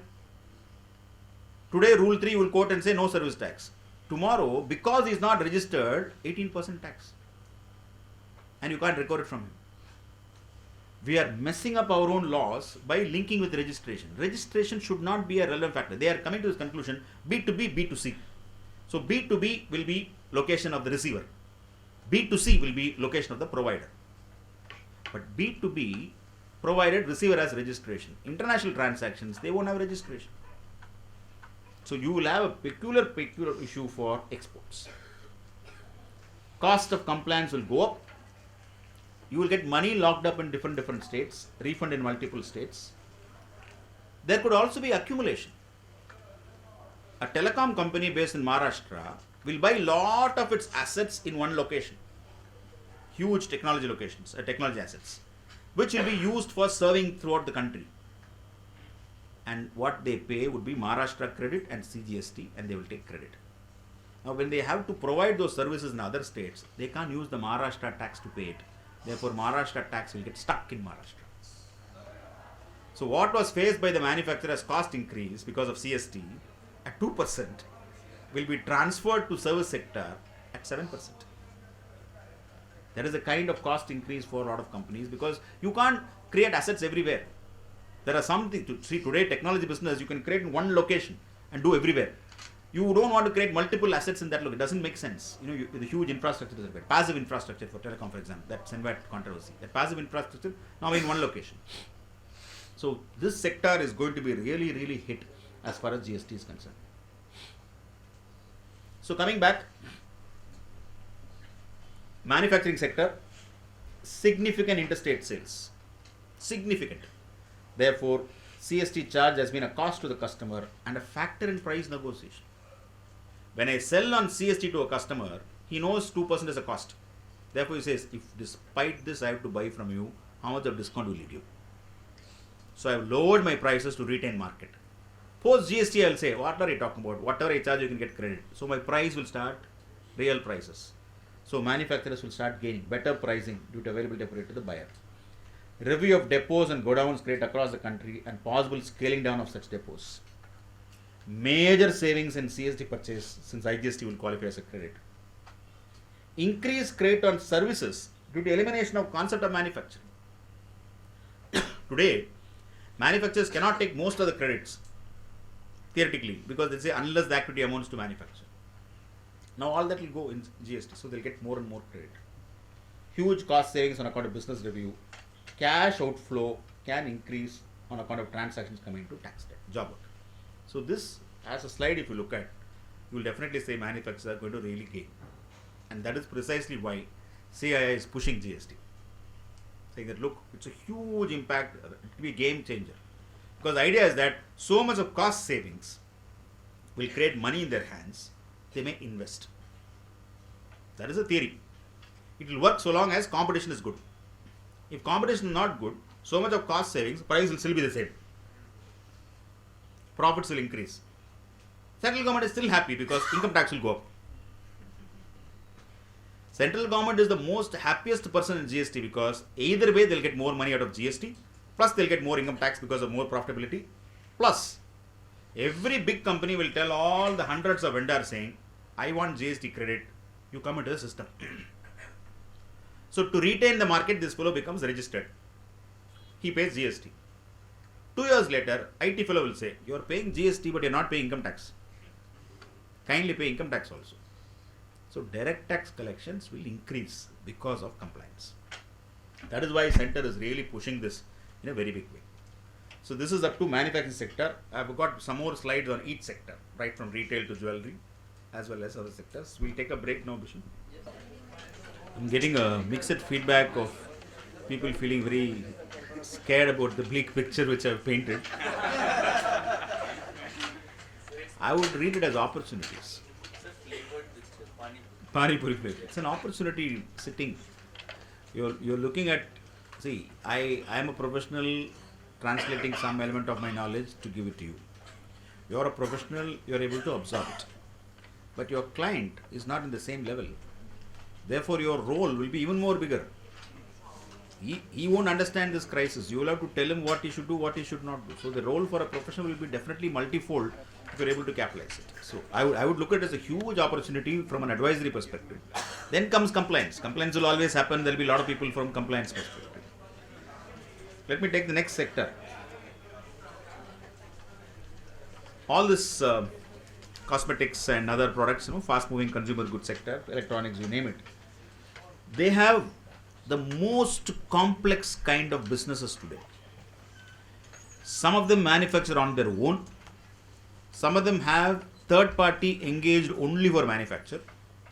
Some of them have vendors exclusively manufacturing them to sell to them. Some of them do part manufacture, part job worker. So they have variety of complexities because of existing laws. They will all look at reforms. MRP system is there for excise duty products. They will all change into a GST based system. So this job work which I gave as an example, that will completely change. But FMCG will be the biggest decision maker. I don't know whether you're aware, Hindustan Lever has been talking about GST within their organization the last 1.5 years and created specialized teams to completely give in solutions, in-house solutions. They don't even look at external consultants. They said we have enough knowledge within our organization. We will manage. ITC is spending like anything on their own understanding of GST. A lot of FMCG companies are aware of what is going to happen and they're making changes. So top level companies will do that. Second level, third level, fourth level companies, they don't do it, they'll get lost. They'll wait for the bigger player to see what is he doing. After that, we'll implement. But you may not have that kind of time advantage. Major business decisions I have taken in the context of dealers, C&F, depots and job workers. GST would mean a leaner supply chain. You will suddenly realize I don't need so many people in the supply chain. You will scale down the supply chain for tax advantage, price advantage. So that kind of decision making will happen. Huge cost savings on account of inventory cost, insurance cost, transport, rental, security, employee cost, local compliance. Saving on account of elimination of cascading effect of VAT on excise. You have a lot of advantages which you get as far as FMCG is concerned. Jewelry. Till now there is no excise duty on jewelry. Well, all of us know that jewelry is clearly a manufactured product. The jewelry that is made is complete transformation. While safety pins attract excise duty, jewelry still does not attract excise duty, exempted. 2005 they came with this brilliant idea, no, we should tax branded jewelry. This was Chidambaram's period. So he came with this idea saying branded jewelry should pay. And then they gave this complex circular saying that you make the jewelry, if you put any mark or an initial to indicate that you have given it to so-and-so job worker and you are getting it back from so-and-so job worker, That is not branded jewelry. You don't have to pay duty. Then they said if you put a name or a mark so that when customer returns the jewelry, you know that he has bought it from you, that also is not branded jewelry. So then what is branded jewelry? Then they say if you sell in the name like Tanishq, you are liable. So 2005, only Tata's paid excise duty. Titan was the only company in the country which paid excise duty on jewelry because they were named as Tanishq and they had a different brand called Tanishq. Tanishq means Tan is for Tanjavur. Tanjavur is famous for gold making. Ishq is love. So Tanishq is created like that. So they were definitely paying, huge excise duties. And after a point of time, they realized that they were the only fellows paying. Nobody is paying because everybody is saying job worker, mark, etc. So they stopped using the brand name Tanishq on the jewelry. And they put alphabets. Department said, no, show cause notice. That is also, A is a brand. You have pulled out A from the word Tanishq.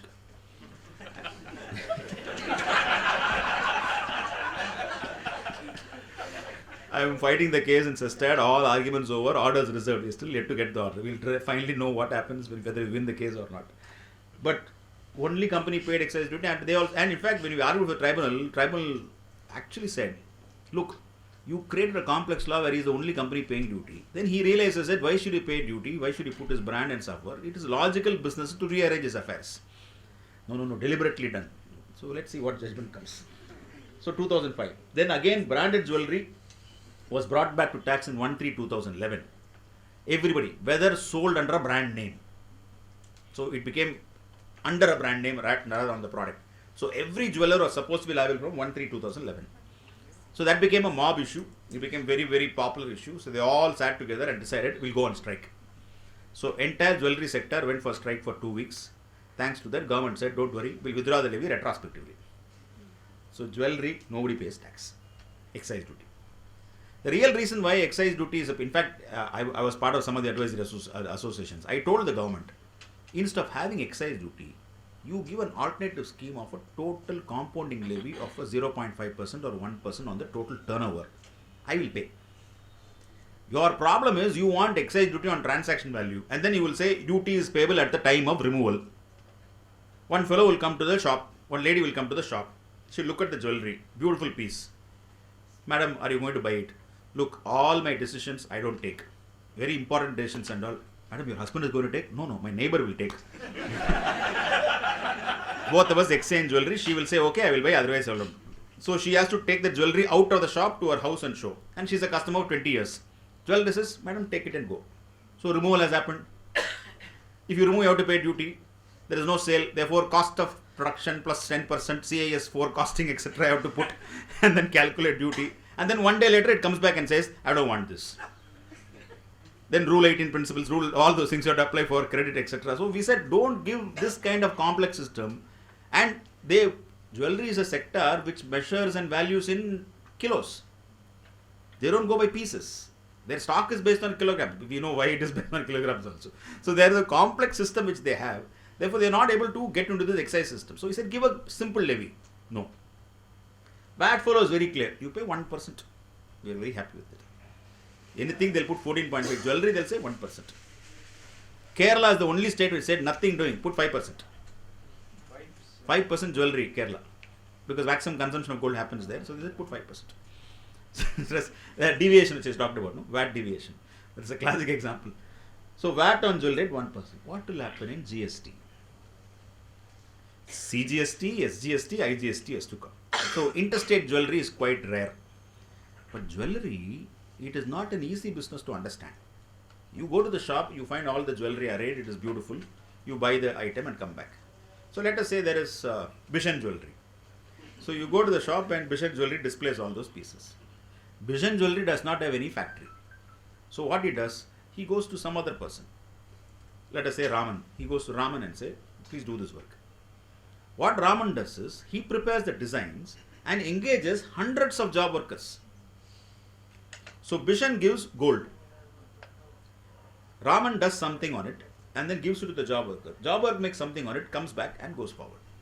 So now, if you look at current excise law and service tax, an interesting issue. Manufacturer of jewelry exempt from excise duty. Bishan is selling jewelry, VAT he pays. Now, under the Service Tax 25/2012, any intermediate production process by way of job work in relation to manufacture of jewelry is exempt from service tax. So this Raman is saying, I am eligible for exemption, intermediate production process. So somebody went to Raman and said, what do you do? How do you claim this exemption? Raman has been told by his advisors, the service tax people will come. If you say that you are doing something, they will put service tax. You say you don't do anything. You receive the gold, give it to the job worker, get back the jewelry, give it to the bishop. So that fellow promptly gave a statement saying, we don't do any work. So that fellow said, any work you are not doing, you are not under production process, here is show cause notice. So matter came to us. So I said, look, I don't, and the demand was something like 60 crores. So I said, if somebody is taxing you for 60 crores, you must have got that much of money. Why would somebody pay you so much of money without you doing anything? No, sir, we do a lot of things. Then I said, I'll come and see your premises. I look at your activities. I was shocked. The gold comes like this. It is cut and then cut into chocolate pieces. And then they use one small equipment, melt it at 1000 degrees, get into kind of golden liquid, then pour it across into one platform. And then that platform is taken along with the design is prepared by these fellows, given to the job worker. He makes that jewelry and comes back. It's in a brown condition. It's put into a lead equipment where it is completely polished. And then some items are added. And then the back setting is done. And then hallmarking is done. I said, you do all these things and you give a statement saying I have not done anything. Then show cause will come. So we now have to fight with all photographs. So another 10 years later, you will probably see some stat judgment, how it goes. Or the entire jewelry process. Imagine this activity coming under GST. And the beauty of this is that this is extremely unorganized because it's a very sensitive issue. Raman's factory, nobody will know whether he's doing jewelry or not. Those hundreds of job workers will be handling crores of gold in some small yellow bags and white bags. They'll go in electric train, they'll go in buses. They'll be completely, not in the sector at all. Because if they know that you're carrying gold, you'll be attacked similarly. So they'll be like normal citizens going around in everyday activities. Imagine systems like GST coming in. So now they're saying, give us a low rate. So central government has said probably 2%. So there will be a special rate for bullion and jewelry in the GST system. This is jewelry. With full credit? With full credit. Because every item in that chain will be credit. They probably say anything higher rate of 2% will not qualify as credit. They will do all that. Auto component sector, huge pricing advantage. Again, same thing as applicable to manufacture. They will have a lot of cost savings. It's not a very big difference compared to the manufacturing sector. So I'll skip this slide. I'll go to garments. You have a complex notification in terms of excise notification. Then Chidambaram said, whoever wants to pay excise can pay. Whoever need not or don't want to pay, need not pay. He gave that kind of an exemption. Then Pranab Mukherjee came and said, no, I want to tax branded ready-made garments. So branded ready-made garments came into statute. All of us saw this process in an excise scheme. But the problem is, one fellow is the brand owner, another fellow is the manufacturer. So they said the owner of the brand shall be deemed to be the manufacturer. And he started paying excise duty. Finally, they got rid of that also. Today, there is no excise on garments. Tomorrow, GST will come. GST will also be higher than the existing VAT rates. So the garment sector is as complex as jewelry sector. About 14 processes are involved before the garment comes out. And there will be so and so flow of movement of goods, etc. Credits will be available, but compliance will be significantly high. There will be some cost savings on account of GST credits on rentals, insurance, etc. Again, manufacturer versus import because of the trading advantage. This is one sector which can really gain, but with a caveat. They can gain provided they survive e-commerce. Today, most of the malls' biggest problem, he's got a huge shop, the customer goes, looks at the price, and then uses the mall's Wi-Fi and goes online, compares the prices. Luckily, he doesn't say COD here. Otherwise, he just simply says price is 20% difference, 15% difference, I'll order on. In fact, I'm a big book lover. There used to be a shop called Landmark in Chennai, very famous shop. It was a paradise. You can just walk in, browse books, fantastic books. They never understood the change coming. The change was coming slowly in small ways. They never saw the online market coming. They had one vague website called Landmark on the net, which goes through a 10 registration process. By the time you finish the registration process, you will decide, I don't want to buy the book. See, e-commerce has to be swift and smooth. Nobody's got the patience beyond 3 or 4 activities. So that is another challenge which all these guys have understood. So they're making it so simple that the generation has completely changed. Me and my daughter have a lot of common book tastes. So my daughter is in the first year law. So this new Asterix had come. So both of us are a big fan of Asterix. So we said we have to get this Asterix comic. Let's go to Star Mark, which is an express mall, which is a mall, but it's a bookshop. She said you have to go all the way there, waste some time, buy it, park, and then come back, and there'll be a crowd there. Instead of that, I'll get it online tomorrow. I said, no, the thrill of looking at that book is lost, a new book. I want to do this. She said, okay, for your sake, I'll come. So both of us went to the shop. That fellow has not understood this market, that this is new book, fantastic. There was no book itself was not available anywhere except in some hidden shelf. I had to hunt for about 20 minutes to get that shelf. I blasted him saying, you're looking at an opportunity. Look at how Harry Potter was marketed. A new product, you must have an island, you must sell it, talk about it, give blogs, all those things. Not ready. So people are losing their ability to retain the market because they are just shying away from new ideas and they will just be swallowed. That is exactly happening to retail. Retail is going to take a big beating with e-commerce. But if they survive, then they will have huge benefits. Simple logic, renting. They pay a huge amount of renting service tax. Today it's a cost. Renting, insurance, maintenance, all the service tax will become GST, therefore credits. Then they have all kinds of gadgets, electronic cameras, this camera systems, etc. All of them are equipment, furniture tables, cupboards, everything will have GST credits. So what today they are not able to get, they'll be able to get in the GST system if they are able to sustain. This is the gain for retail. So overall, if you look at industry impact, there's a huge business impact, and what we are looking at is a lean supply chain. Relevance of depots and warehouses has to be again looked at. You will have a complete freedom to source. Today, most companies look at, they'll buy locally because of VAT credit. They don't buy CST when they can buy CST because CST is a cost. So they buy in small pockets. Suddenly you will give them freedom. You buy anywhere, you get the credits. Then economics of purchase will happen. You'll find business demanding, looking at what can be purchased. Withdrawal of exemptions, optimization of credits. Not many are talking about it. CST Act will go away. If CST Act goes away, E1 sales will go away. High C sales will go away. Huge business is done in high C sale and transit sales, 6-2 sales. So you'll just import, transfer documents of title, and then don't pay any VAT. The other fellow pays the import duty. Once CST goes, high C sale also goes. Therefore, that transaction becomes IGST. Once transit sale exemption goes, every level there is a IGST. So you have to understand those impacts. Working capital management will be huge because of withdrawal of these two exemptions. Major companies, 50 to 40% will be this kind of transactions. When they quote 1,000 crore project, they'll have, 700 crores is E1 sales and high C sales. 300 crores is local works contract. That's how they big. That itself will change. Industry impact, lead time. You need time.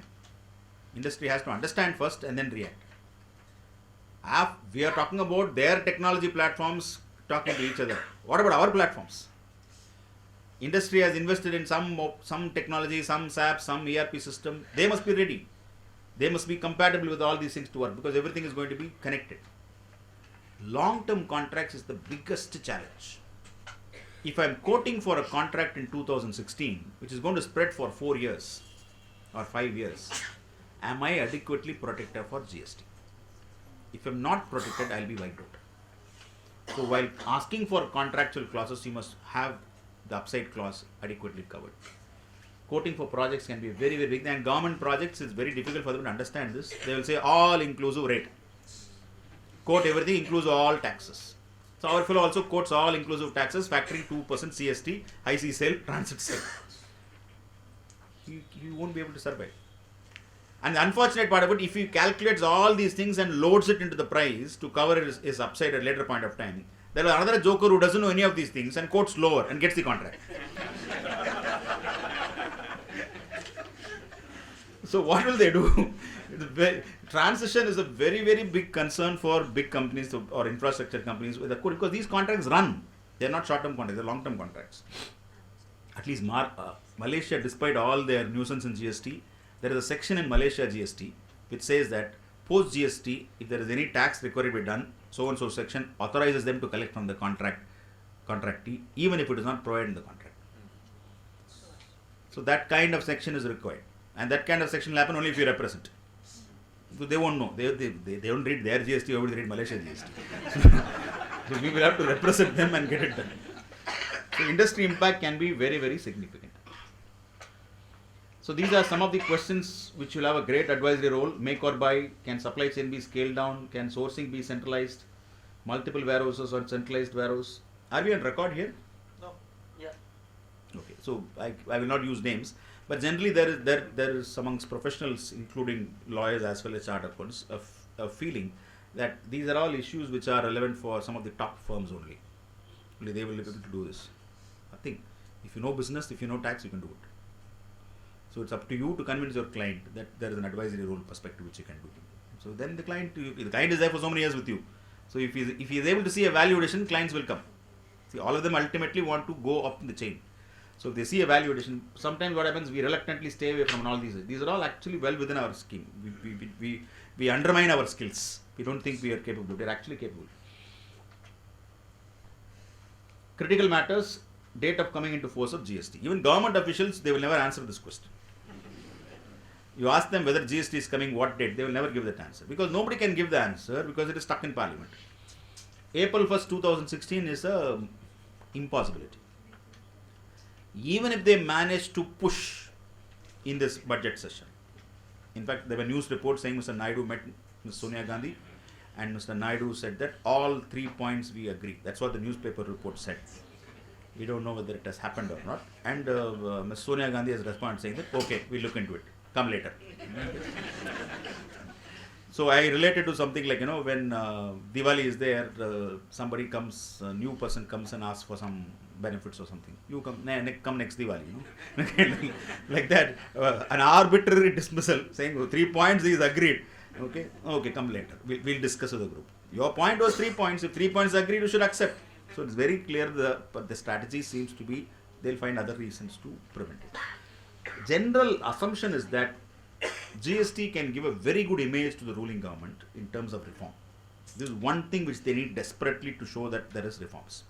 So that probably the opposition does not want to give the credit to the ruling party. That seems to be the very clear picture that plays out. Despite overall public sentiment. Rarest of rare response from CII. CII normally does not respond in these kind of matters. CII wrote a petition to Parliament saying, please don't hold back the Parliament, run the Parliament and pass GST. Professionals organize signature campaigns saying implement GST. Nobody knows the nitty-gritty of GST, but they said, it's a big reform, let us bring in GST. So this kind of pressure has been applied everywhere, but doesn't seem to work at this point of time. So April 1st, 2016 is ruled out. If they manage to clear in February, the budget session, what will happen is that the constitutional amendment will very clearly get passed. That will enable them to create the GST Council. So they may announce the creation of the GST Council somewhere in the middle of 16. And that GST Council will sit with everybody and decide on the rates, etc. They will take their own sweet time and then push it to Jan 1st, 2017 or April 1st, 2017. October 16 is also a possibility, but let us be realistic. It will go beyond October 16 also. Jan 1st is not a very big date because people say that every April only you must bring in this kind of reform. That is only income tax. That follow only April 1st, husband year and all those things. Our service tax fellows have seen dates. 10/9/2004, 16/6/2005, 1/5/2006, 1/6/2007, 16/5/2008. You name it. Every year we have different dates for implementation. So we don't bother about those things. So we will also convince the state that you can also do this and bring in even on Jan 1st, 2000. So definitely there is a date is one issue which is relevant. Rate is the key issue, especially their R&R rate. Arvind Subramanian's report has given tremendous confidence to the government because he's talking about a very low rate. He's talking about 16 to 17%, which is something much better than what they originally talked about, 26 and 27. 26, 27 was arithmetic. 12.5 excise, 14.5 VAT, add together 27. Okay. That doesn't work that way. You get so many new assessees, so many new taxes, so many withdrawal of exemptions. You must factor all that. So that finally they come to that factor. Frankly, industry is not ready. I have, I've dealt with many number of clients in terms of they're just saying, let it come, we'll see. But it's not so easy. You need little more required. Training required at both ends.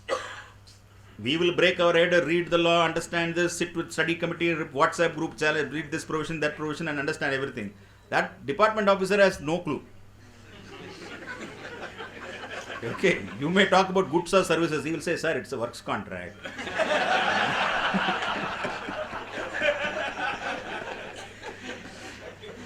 So that training has to happen there.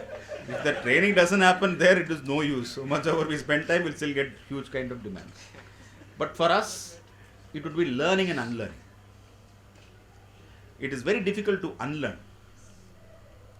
All of you went through your complex CA exams. I'm sure we have used Singhania for income tax those days. And the Singhania beauty is that page number 62 you will understand something, page number 63 you will understand something, middle of 64, this provision is not applicable for assessed measures also. I wasted 2.5 pages to read an outdated law. So that is somewhere stuck in the mind. How do you unlearn? Like even today, Companies Act. Companies Act 2013 has come. We still go back to Companies Act 56 for so many provisions. Then we have to translate and then come to 2013 Act. Excise people still say, refer to rules which don't exist. They talk about job work. They refer to a rule which doesn't exist. 173H procedure. There is no 173 at all. 33 rules are over. Okay. So it is not easy to, especially if you spend a lot of time. So it requires a different kind of mindset to completely switch off. Keep it aside, use it only for experience, and then learn the new stuff. That can be a very, very big challenge, especially for professionals. Especially if they spend a lot of time. If you have not done any tax law in your life and you're picking up GST for the first time in your life, you may walk through initially. Compliance and all you will do, but core issues, interstate, intrastate and all, you have to go back to past. Because you need to know which case law from the past you can still use for the present. That trick will come out of experience. So that is where, it's an art of learning and unlearning, which is a very big skill that is required as far as GST is concerned. And that is a very significant point. These are the matters that are pending. Amendment Act. Then it will be followed by GST Council, IGST law, CGST law, SGST law, place of supply rules. That will be the most critical one where people have to spend a lot of time. Procedure has already happened in terms of drafts. They will simply confirm that. In fact, if you look at the return procedure, there is no mechanism for revised return. They are saying there is no necessity for a revised return. I said, what do you mean no necessity? No, you have time for uploading, that data will remain there for some time, you will not make mistakes. I may discover something only later that it is a mistake. See, nobody makes mistakes with the plan. You suddenly discover you omitted this transaction, or you have discovered that one more zero has been put. So all that has to be changed. Errors are inevitable. You have to have a concept of revised return, but we'll have to push that across very significantly. So these are some of the critical matters, and I'll go straight to a last couple of slides on the posers on POP. First question. Testing service, all of them are easy questions for you guys. You're all deep into POP. I know these couple of seminars you have attended on that. These will be very, very chota questions. I didn't have time to read your questions. Testing services are received by an Indian company from a foreign company on a software product under development. One is a software product under development. The software is located at the client location outside India, and the services are provided electronically. On a fair reading, we will come to the conclusion that software is goods, and then we look at where the goods are located at the time of providing the service, and then we come to a conclusion that goods are located outside India. Therefore, in terms of Rule 4A, service tax is not applicable. What some of the statutory auditors are saying, they are questioning this by saying that we will accept this for software, but product under development, that is software under development, is not goods.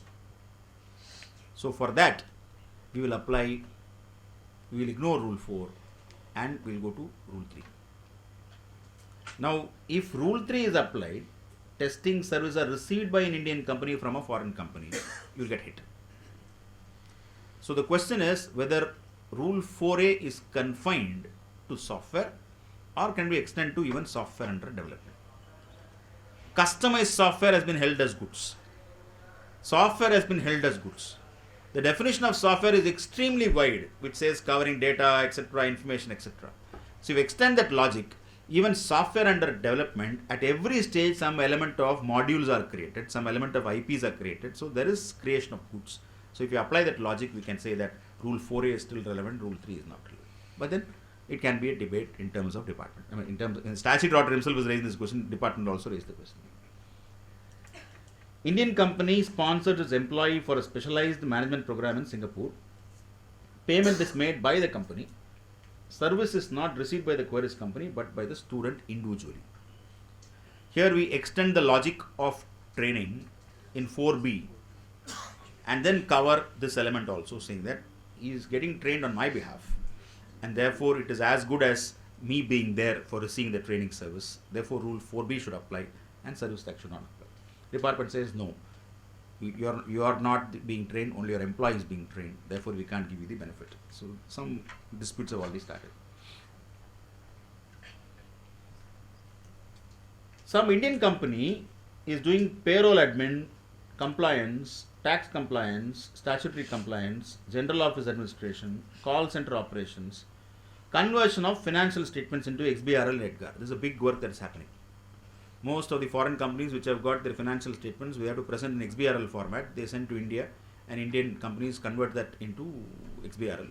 EDGAR is required for SEC, US, and they also convert that. It's a very big operations happening in India. Now, the question is whether Rule 3 is applicable. Logically, this does not find place anywhere. Therefore, Rule 3, location of service receiver. One view that is getting expressed is, you are getting a balance sheet that you are converting into XBRL. Therefore, you are doing something on the balance sheet to convert into XBRL. Therefore, balance sheet is also goods. Hence, 4A will apply. Which is absolutely absurd. But then revenue implications, audit point has been raised, saying that this will obviously go into degrees of litigation. So please understand, Service Tax Department are using POP rules from a pure revenue perspective. Which rule gives them tax, they're looking at it. And they're interpreting the way they want it. So this is an unnecessary issue which is getting into litigation. Indian company owns ships which operate in the international waters. Company enters an agreement with the foreign company as per which, as and when ships call at foreign ports, service provider is to supply A. crew, B. food and beverages, C. maintenance engineers who will carry out repair functions. All the three items are separately billed. So you're looking at supply of crew, supply of manpower, then you're looking at food and beverages, then you're looking at maintenance engineers who will carry out repair function. So first item as far as supply of crew is concerned can be a tricky one because it will look at manpower supply, which is generally under Rule 3. So if it is under Rule 3, you may have an impact. Food and beverages, you can take a very clear stand, it is goods, food is goods, therefore supply irrespective of where it is, I will not pay any service tax. Maintenance engineers who carry out repair functions, then it is a case of repair activity. It is a case of repair activity where the ship was located at the time of repair is carried out. That is again foreign port. So C will not attract tax. When will the problem come? When all the three are grouped into one single price, which is what client will do. So that is then becomes a big nuisance. So the advisory stage happens at these levels. Otherwise they'll do single contract and then say what do we do with it.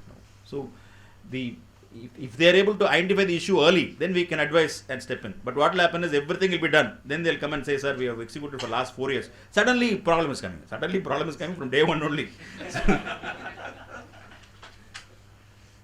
Indian company receives commission, calculate 5% respect of orders procured for German company in connection with supply of equipment. This all of us are clear that 110/2014 amendment. Rule 9, which dealt with intermediary, originally was confined to services. 110/14 onwards, goods were also roped in. Till then, goods were under Rule 3. Many people are not aware of the amendment and therefore from 110/14 they have not paid service tax. It's a huge tax impact because interest is running. Many are still not aware of the 1/7/2012.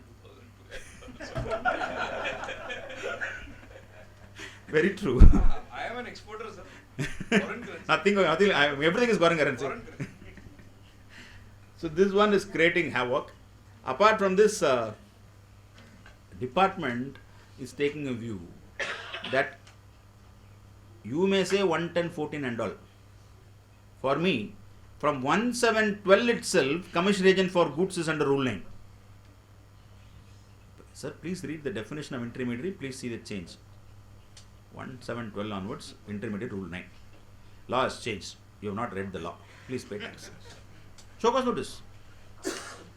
Huge demand show cause notice. So everywhere you have to fight for the obvious, and sometimes you wonder, what are we really fighting? Is it a legal interpretation or just reading the law? Some of the show cause notice is just reading the law, saying that please, and in fact for this you have to prepare an elaborate reply, intermediary before 110, intermediary after 110, and then the commissioner has to understand this and then give a relief. Tax planning, if it is intermediary it is Rule 9, if it is market support it is Rule 3. So why do you want to get to commission arrangements? Do market support. Ensure that your transactions are clearly market support. You go to Rule 3. Business support is Rule 3. So sometimes they'll do only business support, but they'll call it commission. So they get into trouble on their own. So you need to draft their agreements very, very carefully to ensure that you are sailing in the right side. So these I thought will be some of the issues which I will tackle. And since I talked so much about GST, I will end with this last slide. Whatever happened, happened well. Whatever is happening is also happening well. Whatever will happen will also happen well. What of yours did you lose? Why or what are you crying? What did you bring with you for you to lose it? What did you create for it to be wasted or destroyed? Whatever you took, it was taken from here. Whatever you gave, it was given from here. But most important, GST, what is yours today will belong to someone else tomorrow. That is the Bhagavad Gita principle of tax. You can apply every single line of this into our tax system. So, thank you for a very patient hearing.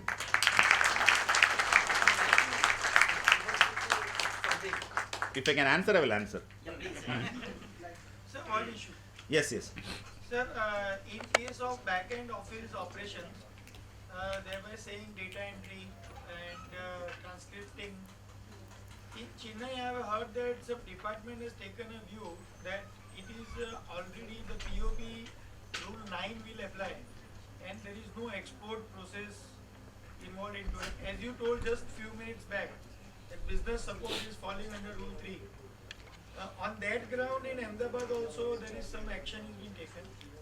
See, the view of the department, very peculiar view, not able to accept that view, online. They're saying if you're doing medical transcription or legal transcription or anything to do with data, they're saying it is online database access retrieval services. There are a number of case laws on online database where they clearly talk about what is database access. So classic example what we can give is as professionals, Tax Sutra is online database. Tax India Online is online database. Because you go online, you look at the database, pull out a case law, withdraw some data, retrieve some data. That is typically online database.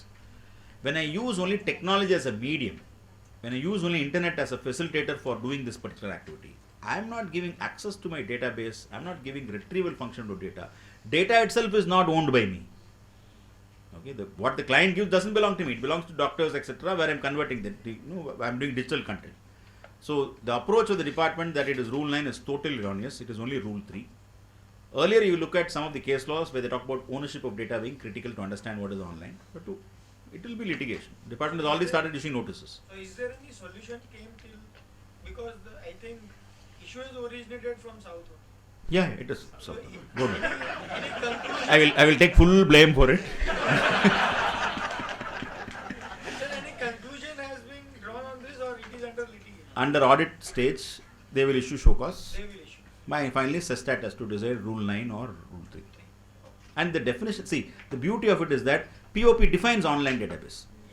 Had it not defined, it would have been difficult.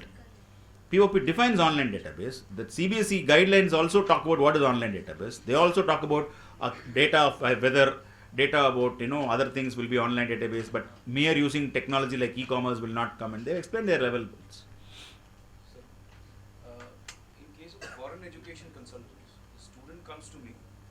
I counsel him. He decides that I want to go to an Australian university. I take 5,000 rupees from him for counseling. He goes there, he pays his fees, I get a cut out of it, say $1,500. Are those $1,500 taxable? What about the 5,000 which you collect from the That student? is taxable. You paid. Yes. Okay. So 1,500 you are getting from a foreign party, Foreign university. university, in connection with what? What do you do? I have to send that student to him. He pays $10,000 as fees. So out of that $1,500 I get as a commission. Question would be whether it is a service contract between the university and the student, There is a service contract. in which case you are facilitating a service contract, Rule 9 kind of scenario, or is it only an advisory kind of contract which you are providing? The end is that if the student goes there, pays the entire fees, then only I get that 1,500. Can you establish with other legal principle that the relationship between a university and a student is not that of a service provider, service receiver? If you can establish Education that, is a service. education, but it is a negative list from India's perspective. But world over, whether there is a service kind of contract when a student enters into a, what kind of degree is this? MBAs, whatever. You name it, they have it. Tricky, because they will sign a contract there. Those laws will treat them as a consumer. Most of the foreign university laws, foreign regulations will treat them as a University consumer. there is paying Australian VAT, Australian GST On? on that $10,000 Okay. that they are getting from the student. They are paying GST there. And they out of the 1,500 which they pay you, what is They the don't- treat? They don't pay. There's no VAT, etc. So looking at it logically, consumption driven tax, they can always tax you. To me, it looks as if it's taxable, unless the contract is structured differently. In some of the universities, there is like additional conditions that the student must be, not merely the admission, they must stay with the university. Unless you can say 1,500 is sharing of revenue and therefore there is no service at all between us. Or you want to apply It's your, an agent agreement. The block itself says agent agreement. or you want to apply your exemption notification. There is a serial number 9, admission related services are exempt under 25/2012. But there they say that because the student degree that he is getting is not recognized in Indian law. That will collapse, because Indian is not the word used in the notification or in the act. 66D does not say Doesn't say that. India.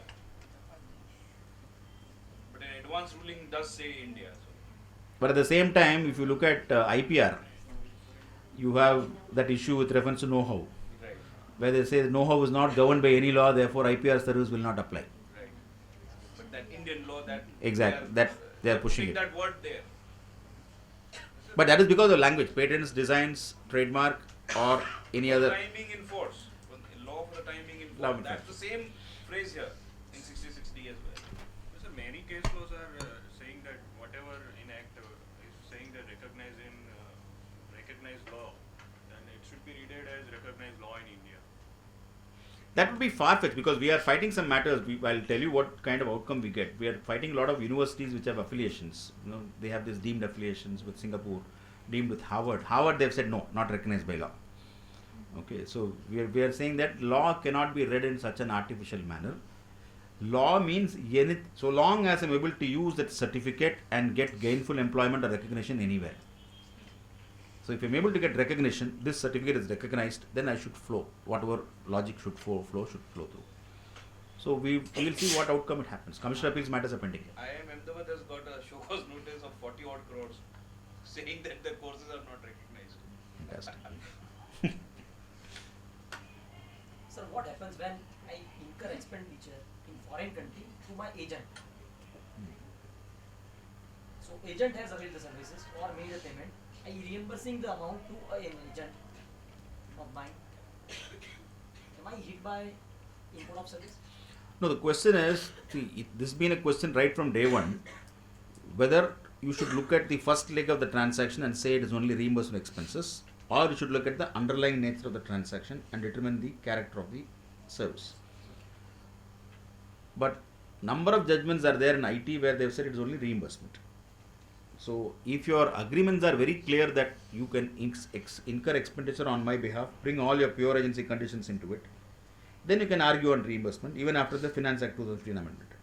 But if agreements are not clear on the nature of expenditure, you simply blanketly reimburse these amounts, then they will treat it as a fee.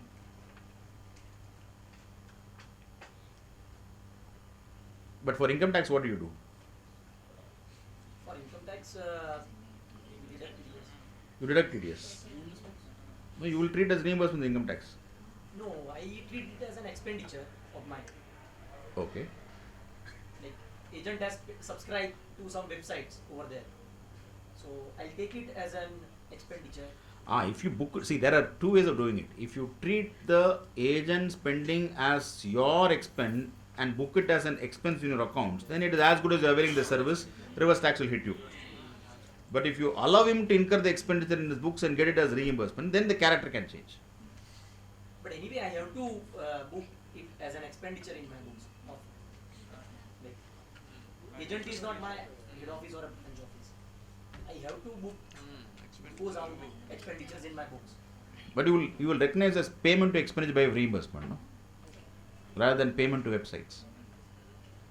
Yeah.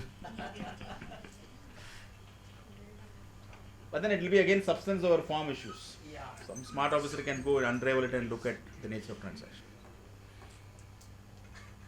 Anyway, No, song.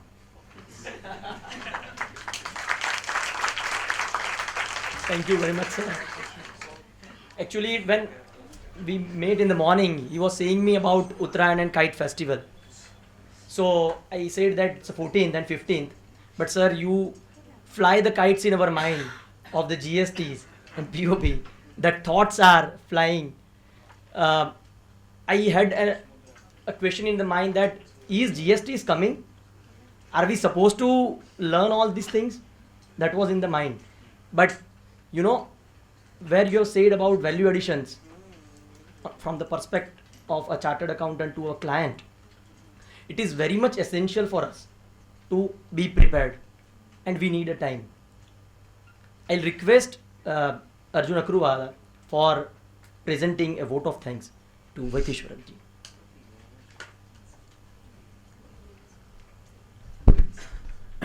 Thank you very much, sir. As this is a new act which is coming, we all have listened many opinions of many people, mostly of them rumors. Today I can say that we have got immense clarity with the intricacies dealt with by the sir in such depth and detail.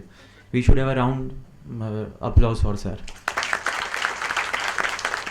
And we should learn from today's lecture a line from sir's own lecture, that we as a member, as a practicing CS, we should not be merely a watcher of the events which are coming. We should be a thinker and do all the possible things for the upcoming law. Thank you, sir, once again.